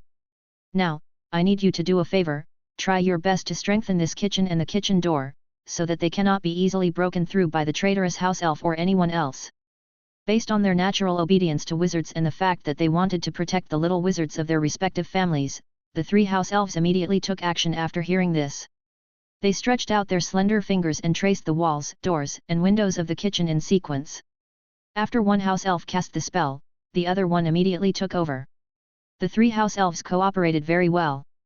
In just a few minutes, this ordinary kitchen was reinforced 3 times with the house elves' unique magic. Its walls have become resistant to damage such as fire, explosions, and impacts. The door leaves and door frames have become like a single piece of iron embedded in the wall. Even the windows have become no weaker than those of a large eastern country. Produced bulletproof glass. More importantly, because it was cast by 3 house elves under the blocking curse, unless an equal number of house elves can be found to cast the counter curse together, or the 3 house elves inside can unanimously agree, no one can. If a house elf or wizard tries to disapparate forcibly, they will be immediately thrown away by the spell. Well done. After checking the reinforcement results, Bourne immediately praised the 3 house elves in words. The completion of combining offense with defense gave them some tactical advantages. This is a real advantage, not an advantage that I can only talk about. Oh! A slight explosion of air appeared again, and with the authorization of the 3 loyal elves, Momo returned to the kitchen. Floating beside her were 2 things that Bourne told her to bring. Master Bourne, everything you want is here. As he spoke, they floated steadily in front of Bourne under Momo's control. After opening modern practical legal cases, Bourne also got the practical law he was looking forward to, a large revolver that was extremely well maintained, and a box of unopened magnum bullets. In fact, although firearms are also very punishable in the UK, Momo doesn't have too many worries about them. Not even as good as wizards. Generally speaking, house elves' knowledge of muggles is basically 0 after rounding off. Instead, she was more worried about Bourne's use of the chain sword that she had modified and combined with some simple alchemical principles. My old master definitely doesn't want you to do this. This thing looks too much like something made by the Weasley family, mechanical parts with flying hairs and barbs, and a shape design that is not round at all. How dangerous, Master Bourne. There is enough white fresh essential oil at home, but there is no high-quality potion brewed by Master Horace himself in this manner. Momo muttered beside Bourne, trying to dispel her young master's idea of using dangerous alchemical items. It was difficult for Bourne to directly rebuke her for her concern. Therefore, he could only go in one ear and out the other, and comforted him, "Don't worry, if it is not necessary, I promise not to be the first to use bolt guns and chain swords. What's more, I will pray again before using them." As he spoke, he raised the antique gun that had just been loaded with bullets and adjusted the weight of the trigger and the tightness of the hammer. This gun is so big that even for an adult, it is almost impossible to hold it with one hand. Moreover, its trigger guard was specially ground off by Bourne with a file. Obviously, it is not Bourne's norm. The next weapon to use. It should be safer with it. Although it is not as easy to use as a bolt gun, it usually won't overheat, right? After making a wisecrack that no one understood, Bourne immediately looked at the little wizards seriously. Although they were sure that no one could understand what he was going to say next, the habit they had retained from getting along with their battle brothers in the past still allowed Bourne to reveal his tactical goals. As long as we carry out a good gang-hopping battle and kill the enemy's leaders, their chain of command will probably be paralyzed. At that time, we will have the power to determine the trend of the battle, whether it is an extremely loyal battle of annihilation, or a short and quick defeat battle. We will have the right of priority at that time. I will be the one who performs the gang-hopping task, and the honor of being the first to get there will also belong to me. Who objects? Very well, none of the little wizards objected. They didn't understand what Bourne said at all. Even though they knew the meaning of each word, they were all confused when they heard it together. Very good, very energetic. Bourne habitually gave the battle brothers a shot of chicken blood, and then continued to issue orders to the house elf Momo. "Momo, you leave the Hermit Manor directly to find Hora. Grandpa Si, tell him what's happening here. After giving the last order before attacking, Bourne dove into the fireplace chimney. Fortunately, he was only a child and could still climb all the way to the roof along the narrow flue. Then, he quickly ran across the ceiling of the Hermitage Manor, all the way to an open balcony on the 4th floor.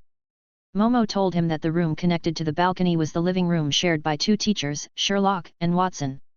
The intruders were obviously very relaxed. After confirming that they had controlled every living and dead person in the Hermit Manor, they did not arrange for manpower to continuously patrol the large mansion.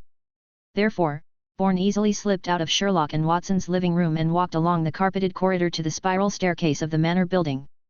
Hermitage Manor is a typical Victorian building.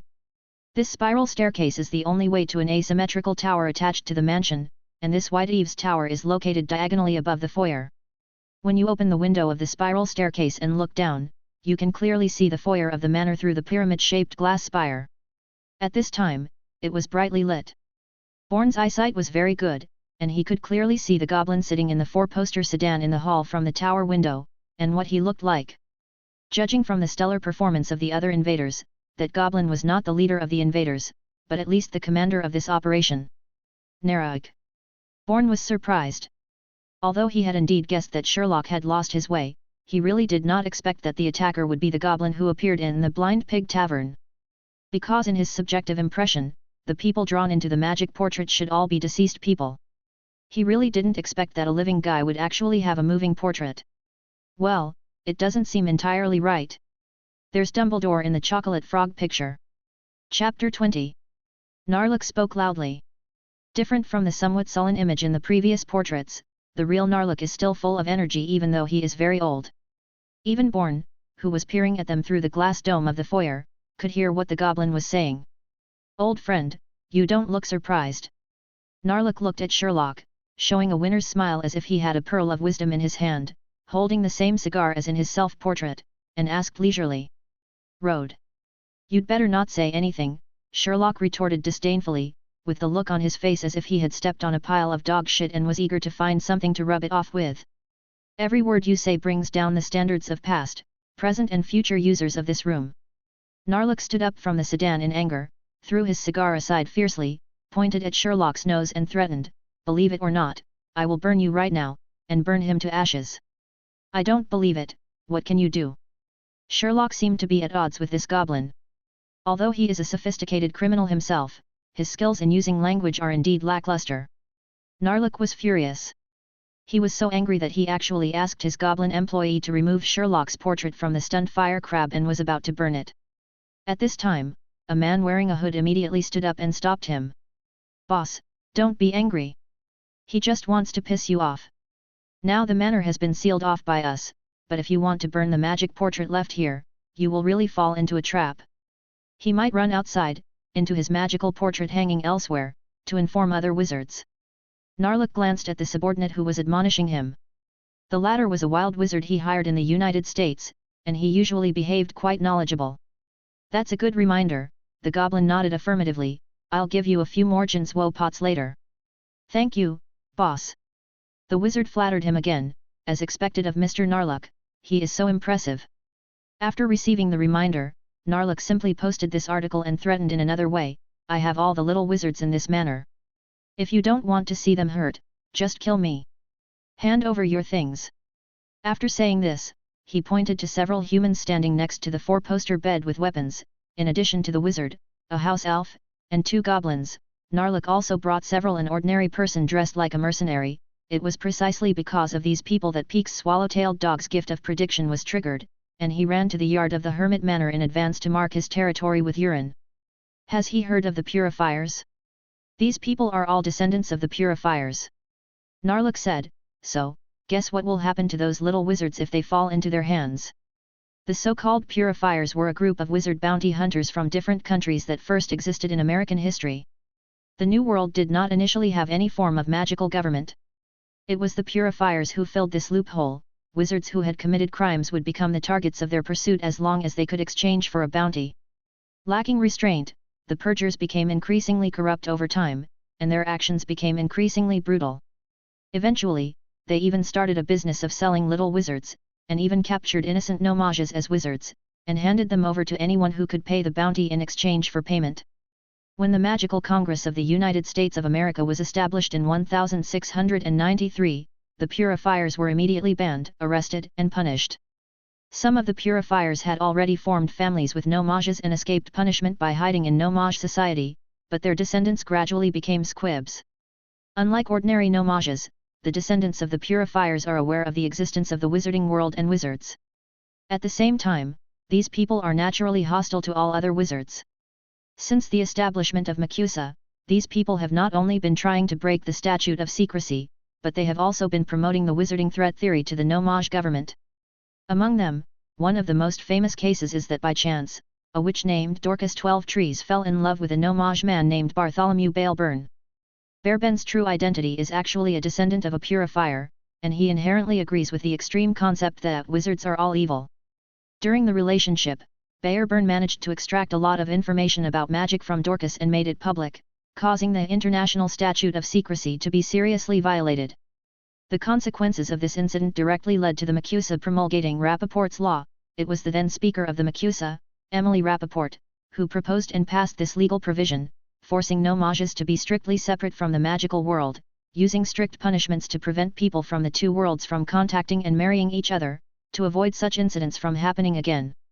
The entire 12 Trees incident ended with Bourne being arrested by the Aurors. It is worth mentioning that when he was arrested, Bourne had already gathered a group of people to try to murder a wizard family living in a small village. The witch Dorcas was later nicknamed the 12 Trees of Innocence, a nickname that later became synonymous with foolishness among American wizards. What is even more tragic is that Dorcas later suffered from depression because of this mental trauma, and finally died of depression. The various grievances between the Purifiers and the wizards have accumulated for hundreds of years, and are so thick that there is no way to reconcile them. To this day, the descendants of those Purifiers are still trying to subvert the entire magical world and secretly hunt wizards for revenge. In a sense, if the descendants of the Purifiers had not all become ordinary people who cannot cast magic, they would definitely become the top wizards in the wizarding world who are more capable of stopping children from crying at night than Grindelwald and Voldemort. Flow. The previous purgers liked to burn wizards to death. However, the resumes of these employees of mine say they went to Brazil for further study. Maybe they prefer waterboarding. The threat of the goblin Narlac made Sherlock frown in the portrait. He and Watson, a figure in the painting and a ghost, did meet the conditions of how to fear death, but the little wizard in the manor did not. He had previously shown the treasure that was extremely tempting to Narlac in front of his portrait of the Blind Pig Tavern, just to give the old goblin who had come to the United States a reason to abscond and come back, and to set a trap for him. He had already calculated the time and notified the Aura office, just waiting for the big fish to take the bait. He just wanted to give the little wizards a little stimulation, let them see how the Aurors fought, and then see if this small stimulation would help them awaken their magic. But who would have imagined that after becoming the person in the painting, although his intelligence was not affected at all, his memory showed shortcomings. It's not just him. The Narlac in the painting The Blind Pig Tavern actually didn't remember what happened after it was painted on the canvas. Although it is Narlac's eyeliner, it didn't know what happened to Narlac. In 2007, he gathered people like Purifiers and Wild Wizards. So even if Sherlock had tricked the Narlac in the portrait in advance, he still couldn't figure out what trump card the other party had.